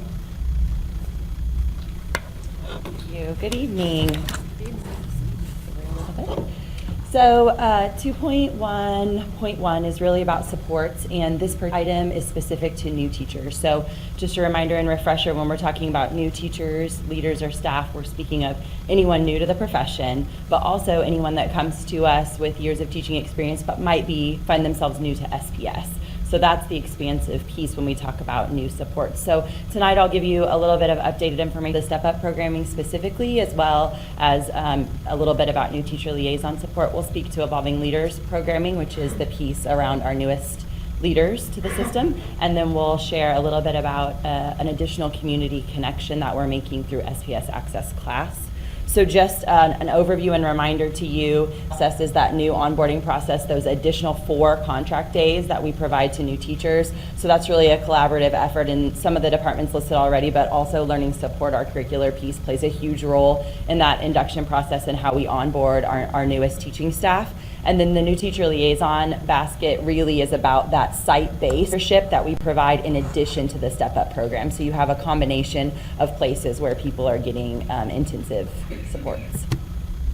So when you look at step-up coaching and classroom visits, which is the first piece of data, again, this is just around the 2-year program we provide to our newest teachers in years 1 and 2. So that extensive there, it is about classroom visits and coaching around supporting those teachers with problems of practice that they're encountering in their spaces. It is personalized and individualized, so here you can see those hours within each year and within teachers at each year for totaling hours, so you can see the data related to those specific support we provide.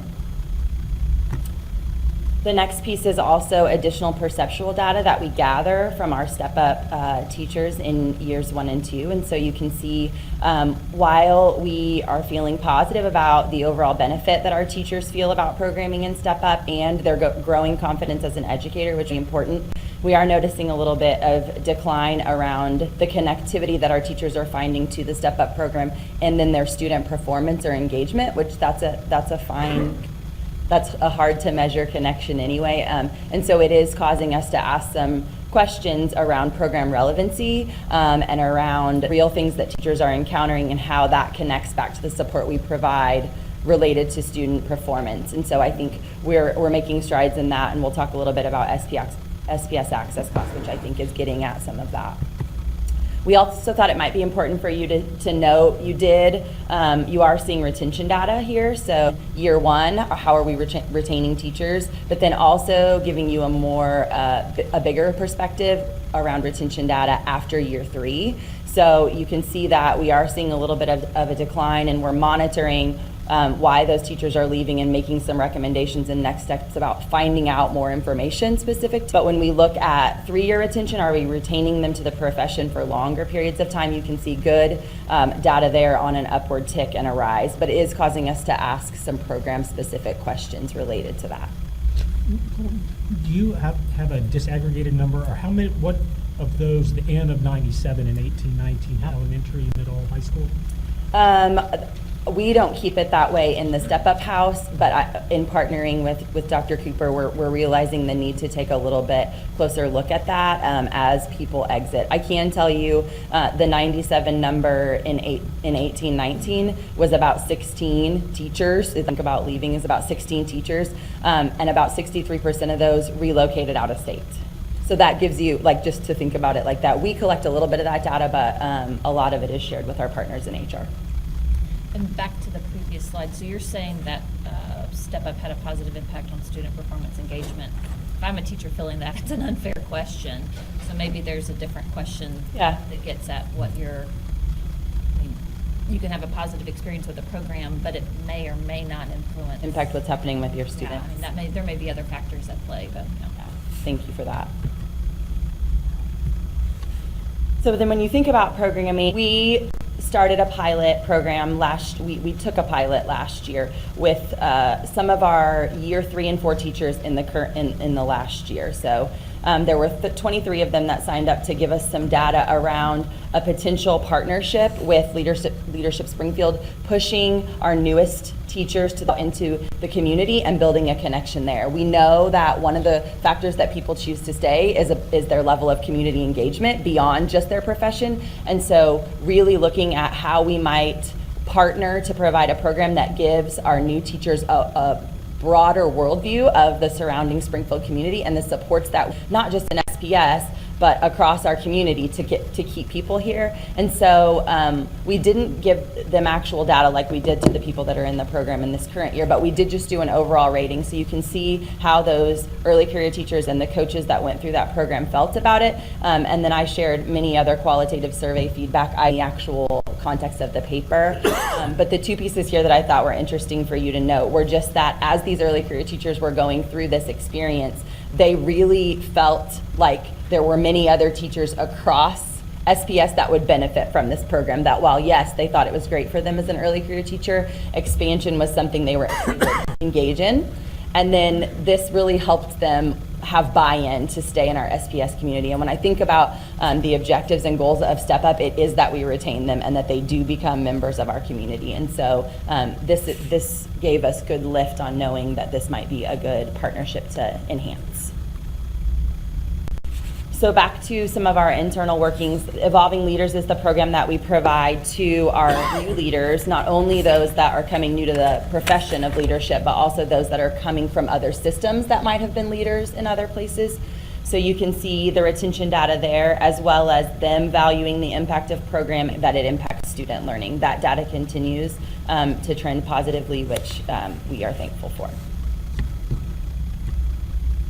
So as you think about next steps for this particular strategy around supports for newest teachers and leaders to SPS, we realize that we do need a refining programming around Step Up and specific to our retention data piece. And so partnership with human resources as they collect exit survey data and ask questions, we need to be a little bit more intentional in finding out about that. I also think there is an opportunity for us to continue to do a little bit of a deeper dive in alignment around development in SPS and statewide. There are lots of initiatives happening across the state that speak specific to leadership, and how can we make sure we're accessing that, but also providing in-time support for our leaders within SPS. And then we are looking to expand SPS Access class. We did have a class that went through that and we will have another class in April that we will open up to not only early career teachers, but all teachers. So 40 slots in April, with more information to come on that. And then we continue to need to gather induction information and feedback for supporting classified staff, because much of what's been reported in the report to you tonight had classified staff members. Questions for me about 2.1.1? Can you give an example of alignment of leadership development in SPS and statewide? Give me an example of what you're talking about. So MLDS is a program that provides early career support and leadership that's a partnership with the state, and Dr. Anderson could speak a little bit more robustly about that than I could. But we are already sending some of our newest leaders to that programming, accessing that, getting networks of support across the state. And so we've been engaging in some conversations, Dr. Devlin, Dr. Anderson, and I, as well as some work I'll report on a little bit later when we talk about Aspire, with what we're doing internally versus what the state is offering, and how we might just do those things in better alignment. Okay. So maybe not having to reinvent the wheel if somebody's already showing success of doing that statewide. So how do we partner? Okay. They take some federal dollars that they use to compile collaboration across districts. Great. That makes sense. Great. Of course, everybody on this board knows that I'm biased towards Leadership Springfield, so I'll just go ahead and throw that out there. But I'm thrilled to see our teachers have more community engagement experiences, and I hear from them. I see it on social media. I'd love to see us do a short experience, but it'd be interesting to see what we're interested in measuring and what Leadership Springfield is interested in measuring as well. And this is what the foundation helped provide some funding for this? Yes, so we internally are paying for the early career layer, which is what happens in the fall. That will go in the spring is foundation supported. So they committed to supporting that work for all teachers. That will happen in the spring. Yes. I think that's great. And the fourth bullet point, I'm not going to go over every bullet point tonight, guys. They're all really out to kill me. I love that we're talking about looking at classified staff as well. I mean, that's what that was last year, but identifying professional development opportunities, not only for our teachers, but for all of our staff is excellent. Any questions for that one? I'll be back later if you think I'll be here. You're on that. I will say Nicole and her department does an excellent job supporting our teachers. And when I go to recruitment events and activities, that's definitely one of our selling points to attract interested applicants in joining Springfield, because they always want to know what separates Springfield from area districts. And so definitely seeing good praises of your work. So thank you for that. I'm going to speak specifically on 2.12, and that is to utilize enhanced and effective recruitment strategies along with partnerships with local universities to maximize access, interest in, and preparation for working with SPS and support teaching and learning positions. So here on this slide, we specifically kind of mention partnerships with area universities, especially MSU, Evangel, Drury, and then several other additional universities where we place student teachers in the fall and spring.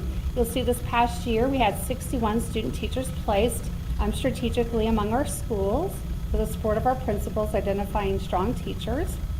And in the spring, 100. And out of those, we did hire 23 teachers, and then 5 additional ones in other positions that could have been paraprofessionals or instructional techs, if you will.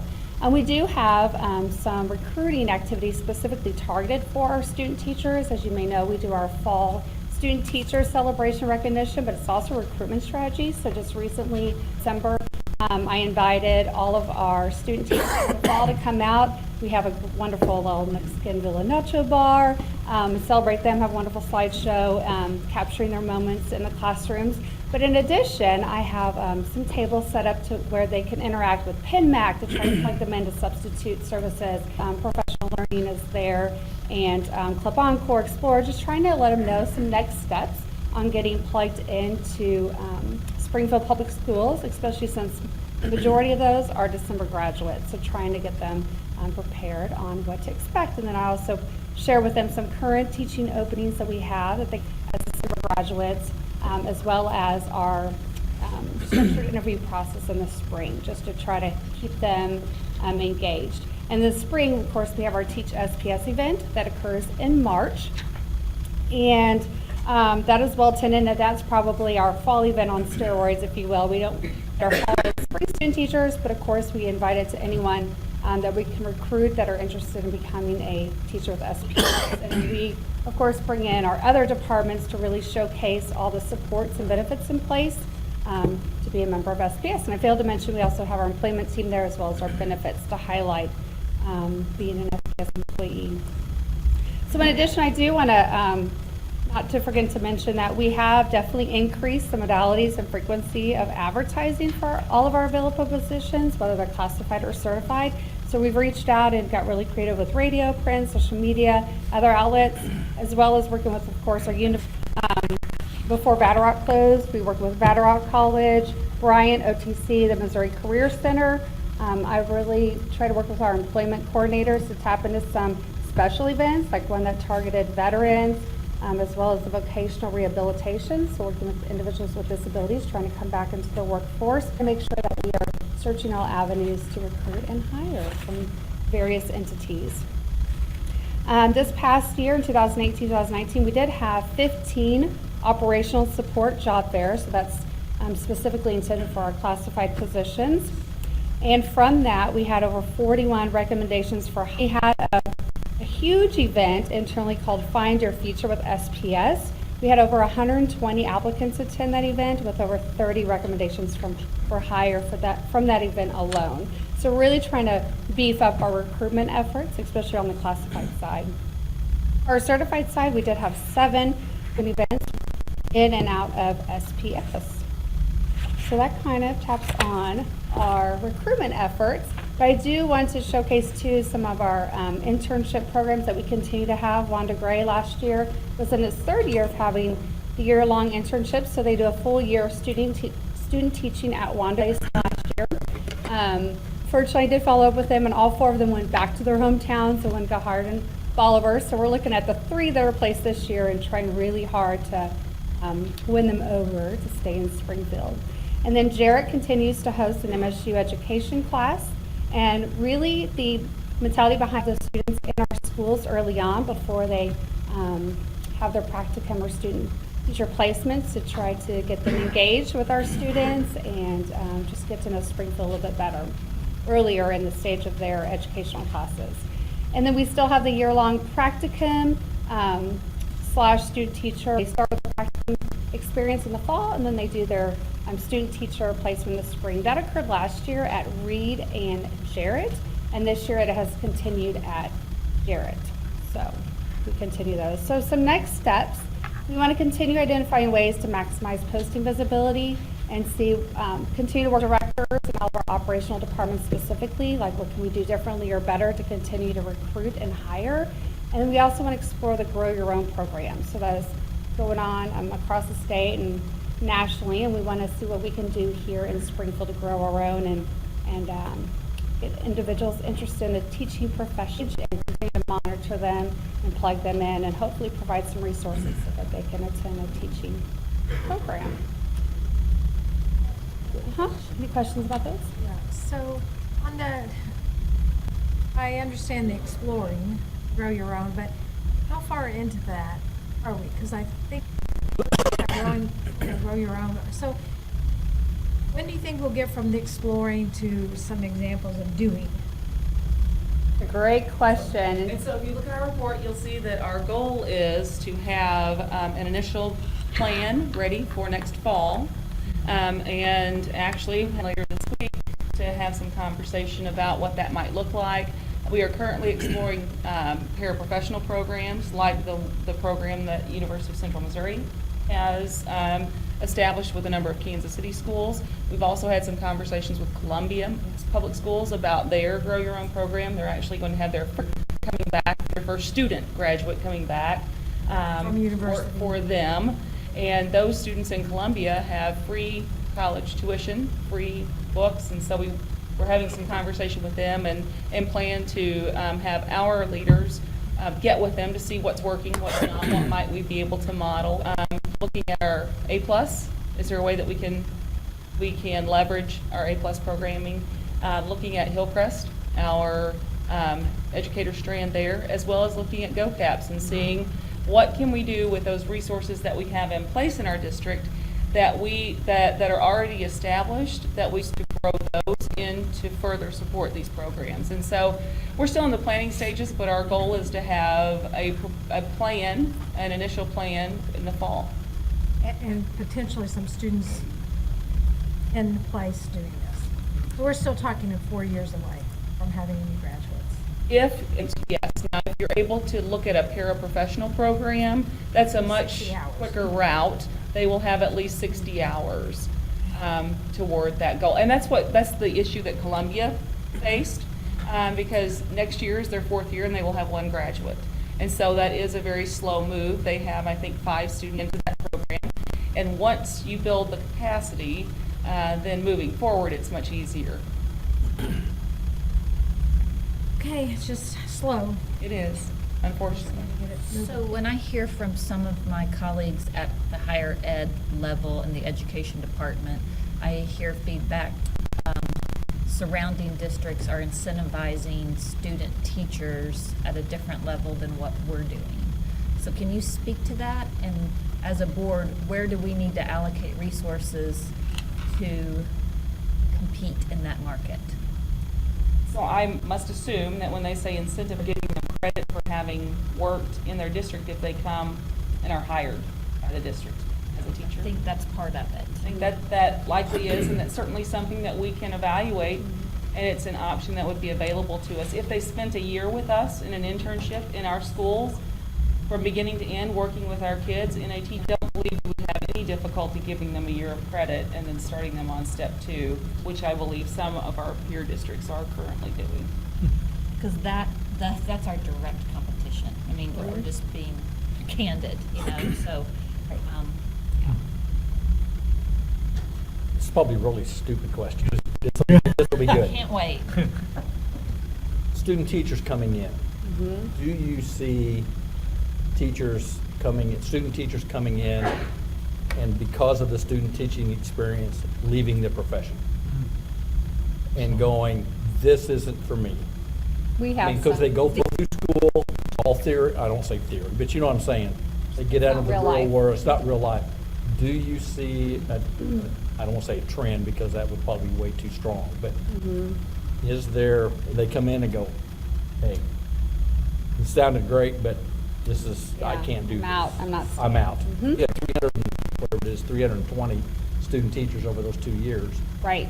Come through, and granted, we're not going to hire them all, but I mean, is that a trend that we're seeing, or that and I don't have an answer. I don't have anything. I was just curious, and that may be just typical of any exploration that people go. They go into accounting, and they do an internship with an accountant, and they go, yep, this is not for me.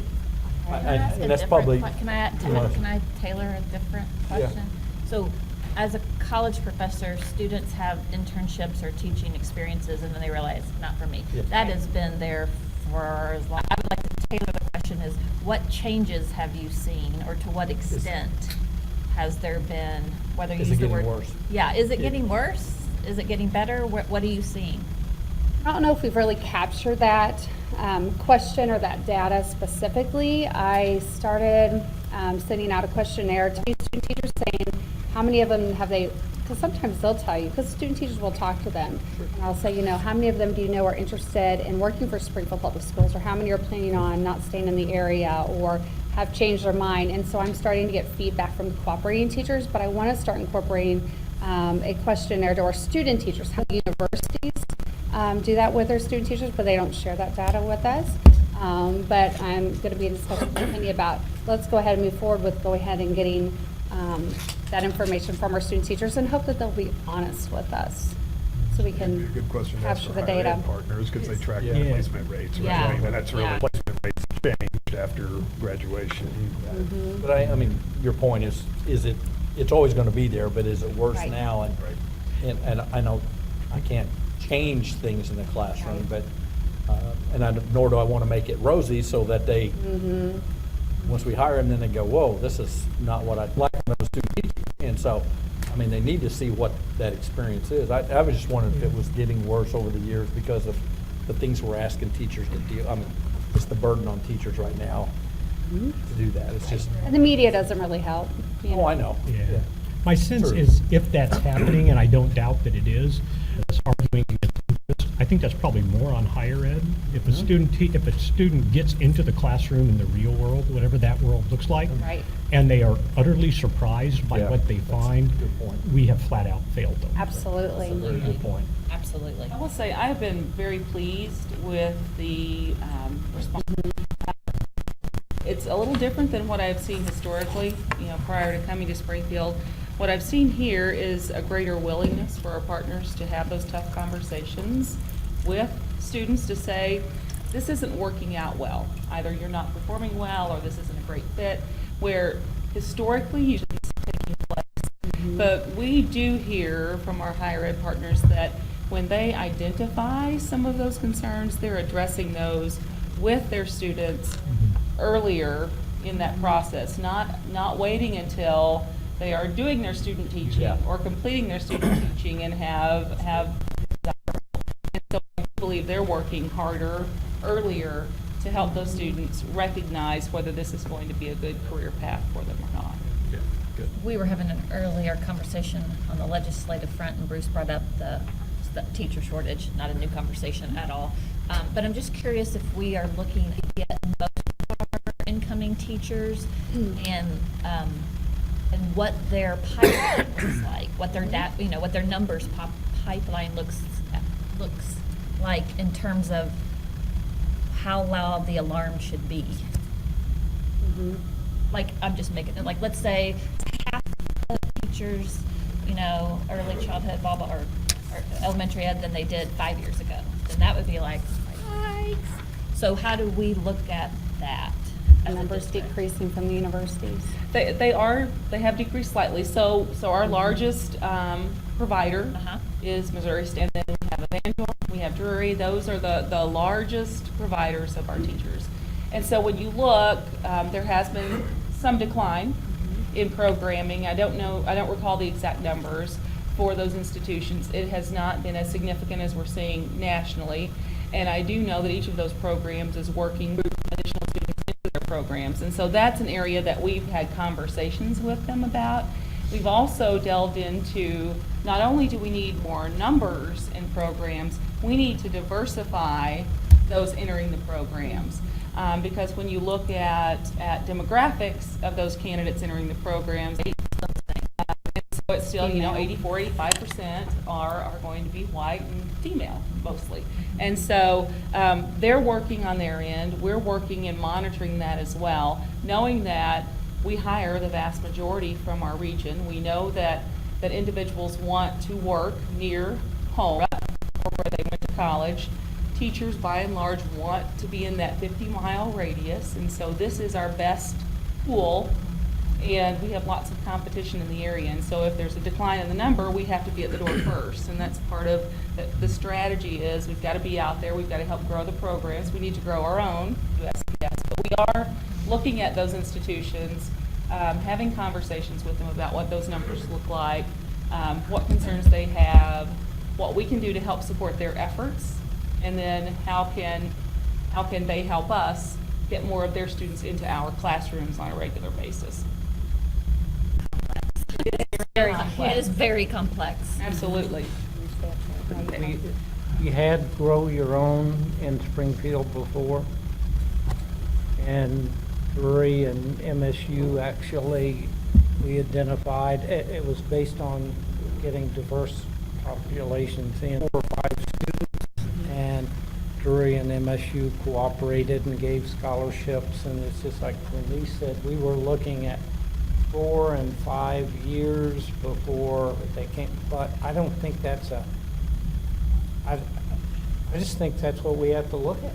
I mean, I don't see any of that, and I think what we have in place now with the bill caps and some of the other programs that we didn't have then is just somebody that's going to graduate and say, I'm a minority and I want to teach, and quick, let's put you in this, and it just didn't, the support wasn't there. It just wasn't well enough in the beginning to make sure that's what it was, and then supported throughout the college years to make it work. So Yeah, I think hiring on the front end was one thing, retaining after, particularly for a diverse population, that's a challenge, and that's a community challenge. That's not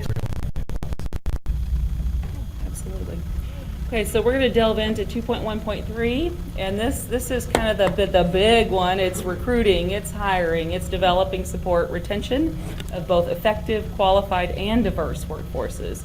And so you've heard from others earlier, you will hear from others later, development and support, and then you will also hear from them on qualifications when we look at teacher evaluations. So we're going to look at some data around that recruitment, the hiring, and then diversification tonight. And we're excited to have some new data that we have been working on this last year to share. So in order to determine where we are and to begin that hiring process, we have to know who do we have that's leaving? What does that look like? And in 15-16, Dr. Jungman and the team at that time implemented an early notification process. And as you can see, that early notification could be very strong in the district. So that process provides that if you notify us by a certain deadline of your intent to retire or to resign, then you receive $1,000, $750, or $500. And one of the goals of that process is, and the primary goal is to ensure that we have in the field competing for top talent as early as possible while that field is most robust. And you can see from 15-16, when we had 96 teachers and 2 administrators, to present 93 and 6. It continues to be a strong program. We have tremendous response. That's close to half of the teachers who notified us, and the administrators, it's either 12 or 13. I think it was 13, so almost half of the administrators notified us early as well. And so when we know early, we can then begin hiring early. And as you all know, I have made a concerted effort to begin hiring earlier and earlier and earlier. And our goal was 85% by the end of June. And last year we fell just shy of that effort. And so this year we were pleased to report for the current school year we reached 91% June 30th deadline. And so our hiring managers worked really hard to get out there to interview, to secure employees, teachers early. And so I thank them for that effort. Our plans moving forward is let's push it to May 30th. And let's see if we can hit that 85 and continue to strive to hire early when that pool is robust. And we want a huge celebration. It is a huge celebration. It's Absolutely. It's a lot of work. Tired, that's a huge celebration. That's a lot of work. Thank you. And so when we look at, we wonder, and you all ask, what does your applicant pool look like? Do we have a robust applicant pool to choose from? And if you look at the information we provided, we had 3,893 people apply for these certificated positions. In total, they submitted over 90, so 2.36 applications per person. So you said 160? 168 total 3,800 teachers applications left. That's not bad. So pretty significant. So, I'm sorry, I interrupted. No, I just, that's pretty good. 36 for every one slot that's available. 2.36 per person. That's how many Each applications. person submitted that Average. many applications on average. So I applied for at least 2 positions when I applied with the district.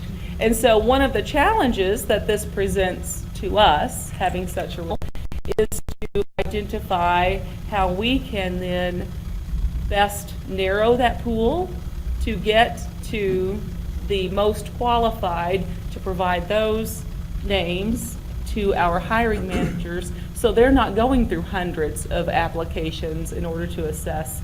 Presently, we screen for minimum qualifications, and we are looking at ways that we can improve that process to further narrow it to support the hiring efforts. And so our next steps here, we're going to continue to advance that early hiring, as I noted, and we're also going to continue to enhance work toward administrative staff, including that Grow Your Own program that Dr. Cooper mentioned. See, in that chart, there's certain areas where you have to be incredibly aggressive, right? So yeah, like you may special have, ed, to your middle point, school. Elaine, you may have 15 applicants for every one hire in elementary.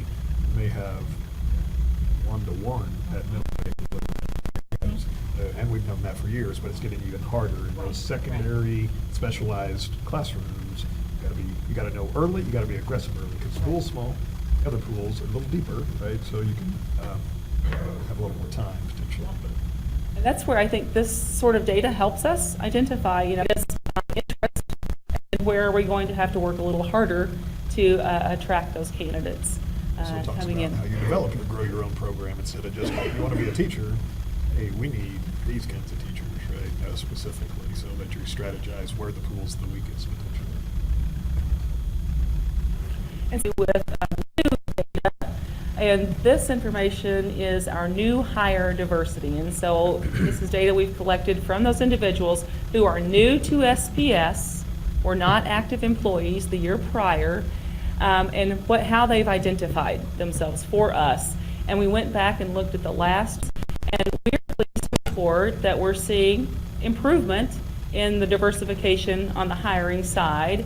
If you look at our certificated staff, you'll see that there has been growth in that diversification, although not exponential. It is growth in direction, which is also supported by information in our EEO reports, which are included in the report that we provided for you. And then we also provided for you our instructional technologist and our administrator certified side numbers for these last 3 years as well. These are hires. These are individuals who were not employed with us the year prior but came to work at SPS. We've provided that same information for our non-certificated employees for that same 3-year hiring cycle. You will see that we do have greater diversity on the non-certificated side. Certainly a goal to continue to increase that diversity on the certificated side. And this is the first time we're seeing it like this. This is the first time that we have provided this data for you. So I would just say I appreciate the transparency because it lets us know where we're at and where we need to we're go. tracking. That's right. That's right. And we're going to look at attrition momentarily, but I will tell you we're missing on the attrition side a bit of information that we are going to be working toward, and that is the same identification by demographic designation. And so I'm going to see overall attrition rates, but we have not broken those down based upon ethnicity, and that's something that we will be doing moving forward. So highlights, our applicant pools are strong, but as Dr. Jugman mentioned, there are some areas where we're going to need to be paying some particular attention because we will have more applicants and our staff diversity is growing. And our next steps, continue to look at that early hiring and move that process forward. Continue enhancing that diversity among our staff, particularly teaching, teaching and administrative staff. And then evaluate the feasibility of collecting applicant demographic information going from our Equity Diversity Advisory Council. And I can tell you that historically, that sort of information was gathered by employers and school districts. And in the recent past, that stopped being gathered generally because lawyers would say, like myself would say, don't have it, it can be held against you. And so most employers stopped gathering that information. But a question was asked of us, and it's something that we have to evaluate, and that is, how do you know that you are attracting a diverse candidate pool if you don't know the diversity among your candidates? Very good question.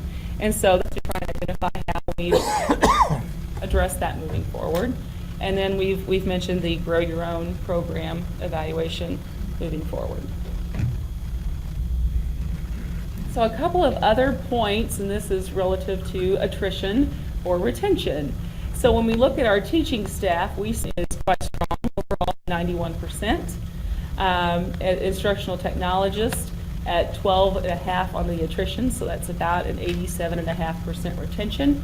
Of those instructional technologists, those 6 that are identified in the materials left the district, but 7 were hired into teaching positions in the district, and that is because that is an area where we see a great opportunity to grow teachers into that next level of teaching. And so that's a tremendous asset to the district, to those employees, to be able to grow through those positions into those classroom teaching positions.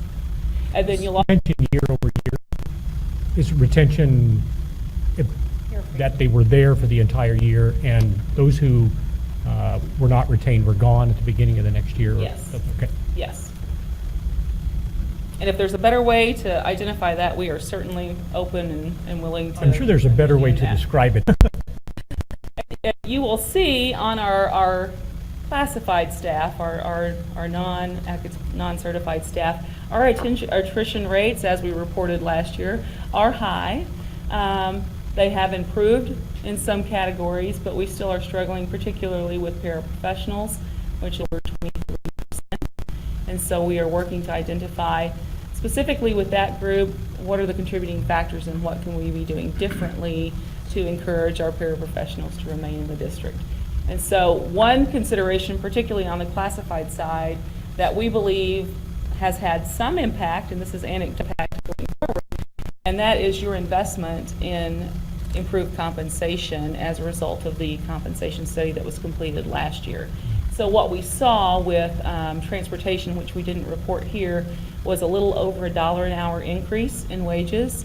And then we saw over $2 an hour increase for the professionals that work in our special education department particularly. Some of them saw more than a $2 an hour increase, and we think that will have some effect on retention. And so we appreciate your support and efforts in that area, but we also know there's more work to be done.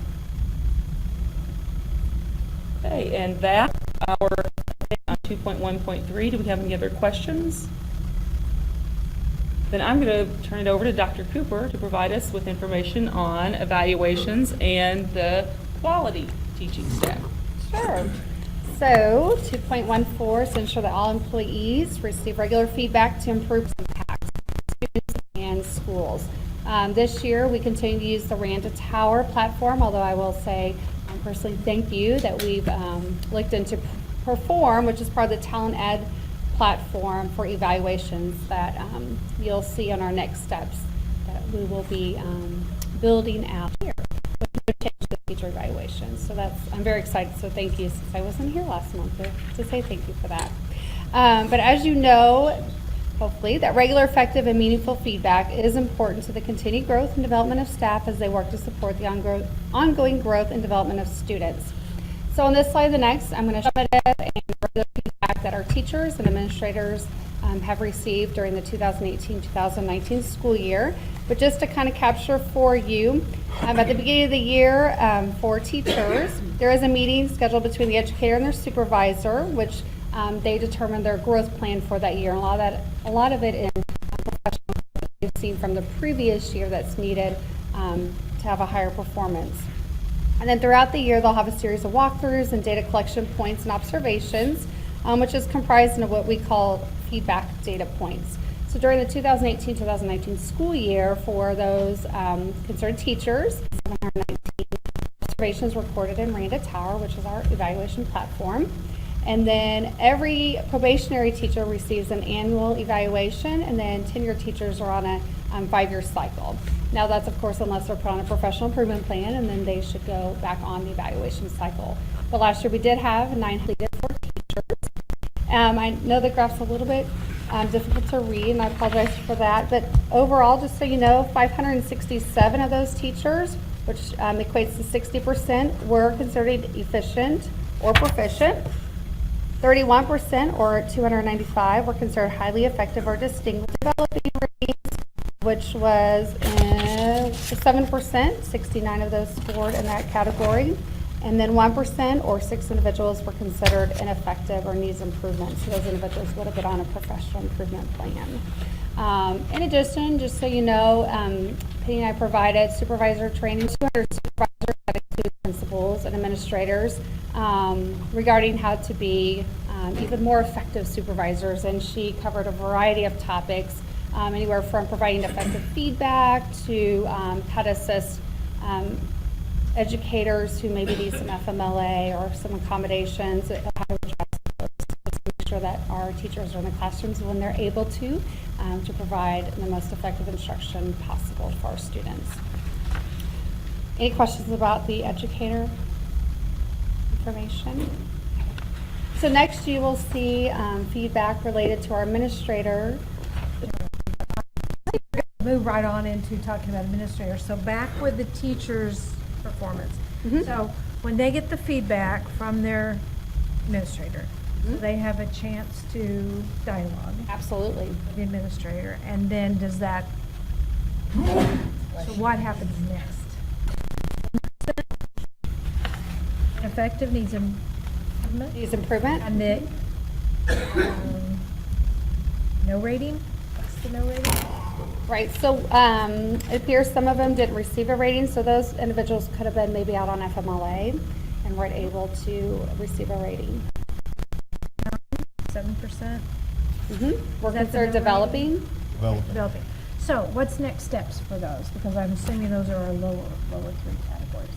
Absolutely. So we, our executive directors and directors would definitely work with the administrators on the students that, on the teachers, on the plans to see whether or not they are really having professional growth that's desirable. So they really try to target, okay, where is the struggle line? What indicator do they need help with? Is it classroom management? Do they need more support from their mentor or coach? Or if they're tenured, what supports? So kind of really work with the teacher to identify what can we do to help you in your classroom. But we bring in some, some expert voices on what we feel or what the administrator is seeing, in addition to receiving that teacher feedback on what they feel that they need to help improve in those areas of deficiencies. So this could be some of those we see leaving the profession after a year? I mean, possibly, if they feel like their heart's not in it and, teaching. I'm just trying, I'm just looking at it. Yeah, so some of them may decide on their own that teaching's not where they want to be, and then they because they realize it's not meant for them, that's not where their heart is. And as a former educator and administrator, I would say that's not necessarily a bad thing if they realize it's not. Either. I'm just right. suggesting this may be a. But most of the time, we're able to provide growth to help those teachers be successful. The majority of the individuals who are on professional improvement plans last year were able to go back to a regular growth plan because they were able to be successful and show the growth needed. And before you get to that point of having that professional improvement plan in place, you will have had numerous conversations with your admission for an opportunity for growth. And if it's a brand new teacher, that typically occurs throughout the fall. And it's about this time of year that then we come asking, how are your teachers doing? Is there anyone who needs additional support? Are we at the point where we need to formalize this conversation more than the coaching that you can provide? Can be very helpful with getting a teacher on the right track and making sure that they have that formalized support and opportunity. And so this is the time of year where we're really looking at that. And then often those individuals in the back, and then we may well continue that professional improvement plan into that year too, just to make sure that we have those supports in place. Or it could be that we do not see improvement, and so we have to make a very difficult decision, or the employee has to make a very difficult decision about whether this is the career path that I will know developing. That is not necessarily a bad thing to be noted as developing. If you're a novice teacher in the early years of your practice, you will be developing. You will be, and so we expect to see that. If you're a seasoned teacher, the system is designed on a growth model to really help all of us identify our strengths and where are our opportunities to grow. And we realistically evaluate those and work together to grow through them. There are 36 indicators in the state's model, and I'm certain that we could all grow in one time. So it's an opportunity for us to support and grow our teachers.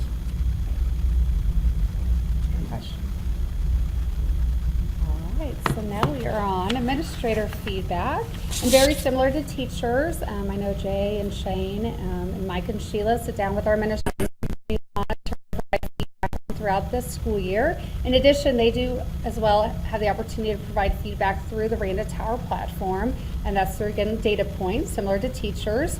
So this past year, 2018-2019, there were 301 entries or data points in Randa Tower, and then at the end of the year, there were 50. So if you look at overall how they did on performance or their effectiveness rating, if you will, we had in the category of highly effective or distinguished, 50% of our administrators score in that area, which was 26 principals. Next would be considered effective or proficient. We had 20, which is 38%. Then we would consider developing the next level, which was at 6% or 3 individuals. And then ineffective, needs improvement, or emerging, we did have 2 administrators that had that effectiveness rating, which was 4% of our administrators. And we did have one with no get to the summative part of the evaluation. Any questions for that? So I'm going to go ahead and bring up back my friend Nicole for professional learning. Professional learning and how we provide job-embedded learning to support staff, create the best environments for students. So this is a collaborative strategy between multiple departments, but the 3 that we'll highlight tonight are the work of my department, of Allison Pilley's department in curriculum, and Brian Hubbard's department in Title I. I will share survey. You'll recall this is the survey that is designed and supported through the work of Professional Learning Advisory. We use this as a driver for not only site professional learning, so what's provided through principals at the sites, but also the district level professional learning opportunities. And so I'm proud to understand the importance of professional learning as an essential component for them reaching their sites goals and their district goals. That's a celebration as always. In addition, they are feeling like the activities that are driven at the site level and the district level are providing them what they need to be successful. And then we're still seeing a good increase in student achievement that's being provided to them. All very positive data points for us around professional learning.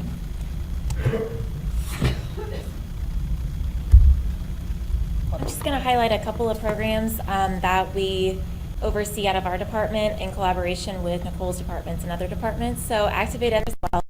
This is divided into 2 different days, so it's 3 hours each day. So it is 6 hours focused on curriculum, instruction, and assessment at the district level.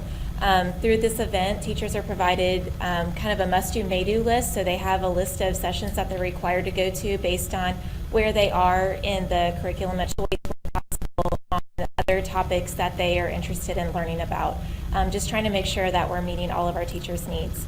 These are just 2 data points that we selected out of the feedback survey that we give, and 80% is kind of the mark that we're looking for, so we got pretty close last year. It's important to us that what they are learning at the district curriculum day is aligned to their building learning targets. And I've noticed over the last several years, those data points are getting closer and closer together because we're more aligned than I think we've ever been before. We also want to make sure that what they're learning in the classroom, so it's exciting to see that 80% of the teachers felt like what they were learning, they're going to use immediately. I would say that's a celebration. Yes. So take a moment to celebrate. Woohoo! And how many questions are on that feedback survey? We get this in 5 that we select. We also have a series of open-ended questions like just what went well, what did you appreciate about the event, what would you like to see different about the event, and what other topics. Keep making them.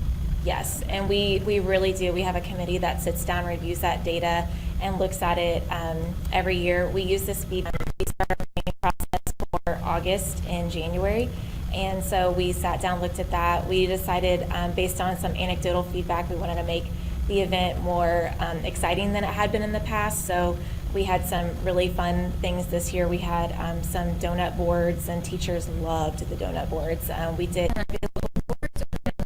boards. You'd have to see a picture. Okay. Yes. I'm like, or donut wars. I was neither one of those. No board. I'm tired, sorry. Just a board where they could select a donut. Okay. And we did have healthy options available. Like I said, we had bananas and That's Or no healthy fun. donuts. you'll have to read. Teachers taking selfies with the donut boards. They were really excited about it. Yes. I just learned something new tonight, so Yes. that's great. But like I said, we use that feedback to continue to make the event better, and it's a really exciting thing to be a part of. The that we are in charge of, that we oversaw last year was Master Learner Institute, and so this is just kind of a summary of what teachers learned throughout this program. It's a tiered approach, so they have to go through year 1 in order to participate in year 2 and year 3 and year 4. Last year was the 5th year. Really great feedback. Last year was the first year that we split it into literacy and math, and so that got really good feedback as well. We decided this year to kind of pivot because the literacy side, we incorporated that into what we now call Aspire, Champion, Empower. Our team works to deliver that content that is so that we are seeing, we have a collaborative approach. One, we're taking teachers out of the classroom for fewer professional learning opportunities, but we still wanted to make sure that we were providing the content that they were receiving in a lot of these sessions between, she's going to talk about blended learning mentors in a second, but also did continue with the literacy piece this year, just because our scores, we want to make sure that we're really focusing on that content and the teaching around math. So this is just some of the feedback that we receive. It's amazing feedback. We have the facilitators. We want to make sure as we kind of pivot and move towards Aspire, Champion, Empower this year that we continued with that model of using the experts from our team, from Nicole's team, as facilitators, because teachers really just love learning from them. So like I said, we have really great feedback, and we hope to see that continue with either one of those. Okay, well, Brian Hubbard is going to come up and talk about federal programs. Good evening. We're very fortunate in Title I to have some really highly trained staff. We have a reading recovery teacher leader, a facilitator from and so on the graph here, this chart, we have a list of the different facilitators of our trainings for last year, as well as those that were receiving the professional learning. And then on the last column, we have their feedback for that training, if it met their needs or not. So we have those different areas coaches that are title learning coaches, and they receive support from Dr. Holt and Angela Boyer in professional learning. Any questions? Okay. You got off easy, yeah. Thank you. But we're thinking about last year's information to bring to you today. So last year, blended learning mentors were an integral part of the site-based support of learning that were provided. So there were 166 mentors last year that we provided quarterly training to in an effort to align curricular content, professional learning. Those mentors provided close to 500 hours of job-embedded professional learning to teachers at their own sites. And so you can see, again, one of the things that's synonymous between both of our departments is that when we've been delivering professional learning to the various groups that we deliver to, we have really positive feedback. So the combination of blended programs is the next step that we'll talk about in just a minute. So when we think about site professional learning systems, you've seen the needs assessment data specific to district and some site, but professional learning systems, or SPLS, is really the work that we do each spring with each of our building leaders and a team of 5 teachers up to unpacking their current site data and supporting them with making plans for professional learning that are aligned to their school action plans and their goals around student achievement. And so we continue to try to personalize this day and really get it lift. This last year, we did change the structure, and we did bring secondary, because we know high school learning was different than elementary and middle school learning, and so that was a positive shift. We are continuing to listen to the leaders and their site teams around what they need to be successful at leading collaborative, productive professional learning at their sites. And you can see that evidenced in the feedback and data that we continue to provide. Are they going to use it immediately in their collaborative meetings? And we're feeling really good about the lift we're getting around site-based professional learning. One piece I wanted to bring to your knowledge is that we did in last year's, so the 18-19 needs assessment survey, we did add standards of professional learning. Standards of professional learning are standards that Learning Forward, which is one of the national associations that supports educator growth and teacher development, they have a series of standards that they call on for high quality professional learning in a system, and it falls into these categories. And so we know where we are in relationship to research-based best practices around high quality professional learning. So let's take a gauge on that. And that's the data that you see represented there. That helps us know where to provide learning to sites to be successful. So in last year's SPLS days, we did focus heavily on learning communities and leading to be successful as they went back to their sites. So I wanted to share with you just a little bit about that data. It will continue to drive the work of what we do both at the site and district level. So when you think about next steps for 2.1.5, Allison and Brian have already alluded to the fact that there's much higher alignment in what we're doing. Our significant shift last year by combining blended learning specialists, which supported the work of technology integration around our Ignite initiative specifically, and previous step-up coaches, and we morphed them into one role called the learning specialist. And so that is a way for us to maintain our newest teachers, expand coaching supports and structures to veteran teachers and those across the system. So this was a way for us to better align that. We do have, currently we're working on aligning our title and curriculum services by providing really good transfers of knowledge between those departments, and more information on that. Which is really about the work of collaborative teams, which that's been a cry from our leaders and teachers in the system. How do we have more robust systems around professional learning communities and facilitation of collaboration? So we're exploring that expansion. Allison alluded to Aspire, Champion, Empower, which is the combination of one program that supports teachers with a common language around professional learning and curriculum. And then we've already alluded to the need to continue to explore not only induction and new supports for classified staff, but also ongoing learning opportunities that exist for classified staff. 2.1.5 information for you here. Just the SPS Leader Track timeline has shifted, and we started a new cohort of SPS leaders this August of 2019 with some minor modifications to how we screened applicants to get the right aspiring leaders into that program. And then the other way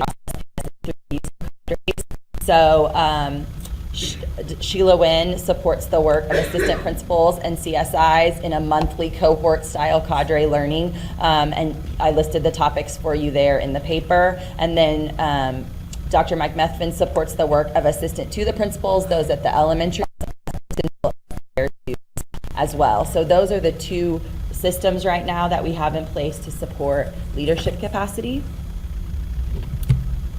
Next steps for this are, again, that timeline is now underway. We have 14 Leader Track aspiring leaders in that cohort right now. We do have mutually beneficial relationships with our university partners, so discussions are happening around that so that our program is beneficial for us, but also for them. And then really the biggest piece here for you is around principal pipeline work. Dr. Jungman, myself, the executive directors of secondary and elementary, as well as Dr. Irving, is looking at how we can develop a better and systematic principal pipeline so that we have leaders upcoming when we have vacancies across our system. So you talked about hiring in this same strategy, and so that work is in exploration phases, with us traveling several times to New York to learn together around developing a pipeline in SPS. Thank you. And I have the privilege of rounding out the conversation with our last two areas, 2.1.7 and 2.1.8. 2.1, and I'm to report, as was the case last year. Our district remains highly competitive when it comes to compensation and benefits of our employees here, particularly with our teachers. As we noted last year, the district in all categories met the case this year with 1,800 of our 1,903 employees paid on the teacher salary schedule being paid at the #1 rate in our region. And so that is a significant accomplishment, and thanks to you for investing in our teachers. I will note our teacher salary schedule that was adopted in 1819 and that was prepared in 1819 and adopted for this current school year included significant improvements on our classified side to ensure that we were competitive when it came to those compensation rates I mentioned before that as well. We provided last year, for the first time, a look at lifetime earnings, and I say lifetime earnings, and that's a bit of a misnomer. It was actually earnings during your work lifetime. And shared with you last year that if you worked in SPS and spent your career with us, that your work life earnings, your districts, that continues to be the case. Although I will say that our peer districts took our report last year very seriously, and they went to work and they made improvements in their salary schedules, and you'll see that they've closed the gap somewhat. But here in Springfield, we continue to outpace our peers when it comes to work. What we have been projected here is the lifelong impact, and so that post-work life in retirement and the impact on retirement benefits, because there's a significant impact there as well. And as we all live longer in retirement, there is an added benefit. So when we look at our salary and benefits, we want to continue to ensure that we remain regionally competitive. We want to now evaluate, in fact this work is undergoing with Ms. Embry leading the charge, evaluate our stipend schedules, you know, through the compensation step. And Ms. Embry is leading that work as we look at our stipend schedules to ensure that we are competitive and appropriate, and that our compensation is fitting for the work that is being performed. And we are currently in the process of working through reviewing and revising all of the job descriptions for all positions in the district. Based upon those, we are assessing each of those positions to make sure that they are aligned with actual work being performed and compensated at the appropriate levels, and that work will continue. In 2.1.8, when we're looking at this strategy, we're looking at collaborative and engaging cultures, and want to provide you with a very quick update. We have continued in 18-19 with that Power of One initiative that began in 17-18. This last year, you had the opportunity to yourself experience that recognition program by recognizing a number of teams here in this very boardroom, and we had tremendous social media shares and conversations relative to those Power of One recognitions. Secondly, we want to note that we had over 2,700 employees participate in that annual climate and culture survey. And so we continue to see increased participation, which is a very positive thing. That we participated in that survey. And of those respondents, 95% indicated that they were engaged and committed. And 92 indicated that their supervisors had high expectations for themselves. And so here you see those last 3 years worth of data. Those in the slight decline, this is all staff overall from the prior years. Highly engaged, very steady in that 95% range consistently. And when we look at all of the categories, we do see a slight decline, and so we are evaluating those results to see if there are additional steps that we need to be on that engagement and satisfaction of our staff. And so our next steps here, we're going to continue with our recognition efforts focused on teamwork throughout this 1920 school year. We are focusing, as you know, on heroic work through that Power of One recognition. We are going to try and identify from them how they want to be recognized, what is meaningful for them and to them, and learn more from them about those efforts. Continue to build camaraderie among our teams at our sites, identifying ways that we can assist in welcoming staff into our system, and then keep at the forefront of consideration. And so I think tonight we have provided you with highlights on each of those 4 factors we mentioned earlier, that preparation, mentoring, professional learning, salary and benefits, as well as working conditions. And we would be glad to answer any additional questions you might have. Thank you for this work and the results that we're getting. I want to thank you also for identifying those areas for improvement and your team's work on that, Penny. That's terrific. Well, thank you. We appreciate your support. So, your team for delivering on a large presentation, even at 8:30. So, Well, thank we're you. with It's a ya. tremendous We're with team. ya. We are blessed to have an outstanding team of leaders, many of whom you heard from this evening. It's evident. Thank you. Item 14.1, the administrative reports. John, quickly roll through. Carol? And he mentioned the stipend analysis. Also, we have our time and attendance system implementation for our non-exempt staffs. And you heard from Travis on bond projects. I think I'm good. Budget will. Equity and Diversity Advisory Council had the final meeting of the full membership, and the work will continue with subcommittees focusing on attendance, academic access, graduation rates, and diverse workforce.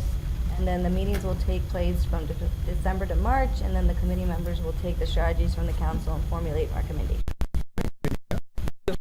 What have you been doing? Uh-oh, we're in trouble. And I'll keep mine very brief. Tomorrow at 3 p.m. there will be a signing ceremony at the DAR campus at MSU on the agreement that you all approved this evening. So that will be an exciting time to come together and celebrate that work. Continuing to close in on our goal there. So we're very excited about the engagement of our staff in support of that work. Today's newsletter front page had both the support of Evangel University for our students at Weller and also a preview of the MSU work with the new magnet school. Great coverage there.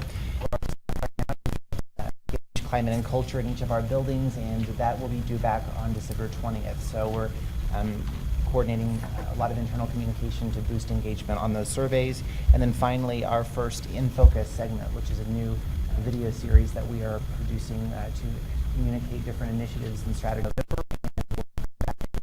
here with a bond update for our staff. So that'll be a new segment to communicate internally. Thank you, team. Only other thing is we're about to break. So second semester wraps up in just a few days. So we're sprinting towards the end. Lots of hard work and lots of studying. It's fun. And you all participated in what I thought was a very productive meeting with our legislative group, and well attended. So sometimes, you know, they have very conflicting schedules, but we had 7 or 8 in the room, or 7 or 8 offices represented, and appreciate everyone coming and sharing, and sites, and we'll be doing some more of that the rest of this week and next week before we go to break. And thank you for taking time to do that. And I know you do this every year, but it takes a lot of time out of your daily responsibilities as well, but it's important to have them hear from you and the district and serve, and they're always welcome to and eager to get into our schools. So great. That's it. Thank you, John. Any comments from members of the board? I'd just like to say that Denise Tim's meeting last Thursday. Last week. Last Thursday at 5. Anyway, just letting you know that we had a chance to visit with them and had a very healthy dialogue, and so just letting you guys know that. Visit with us if you want to know more. Yeah.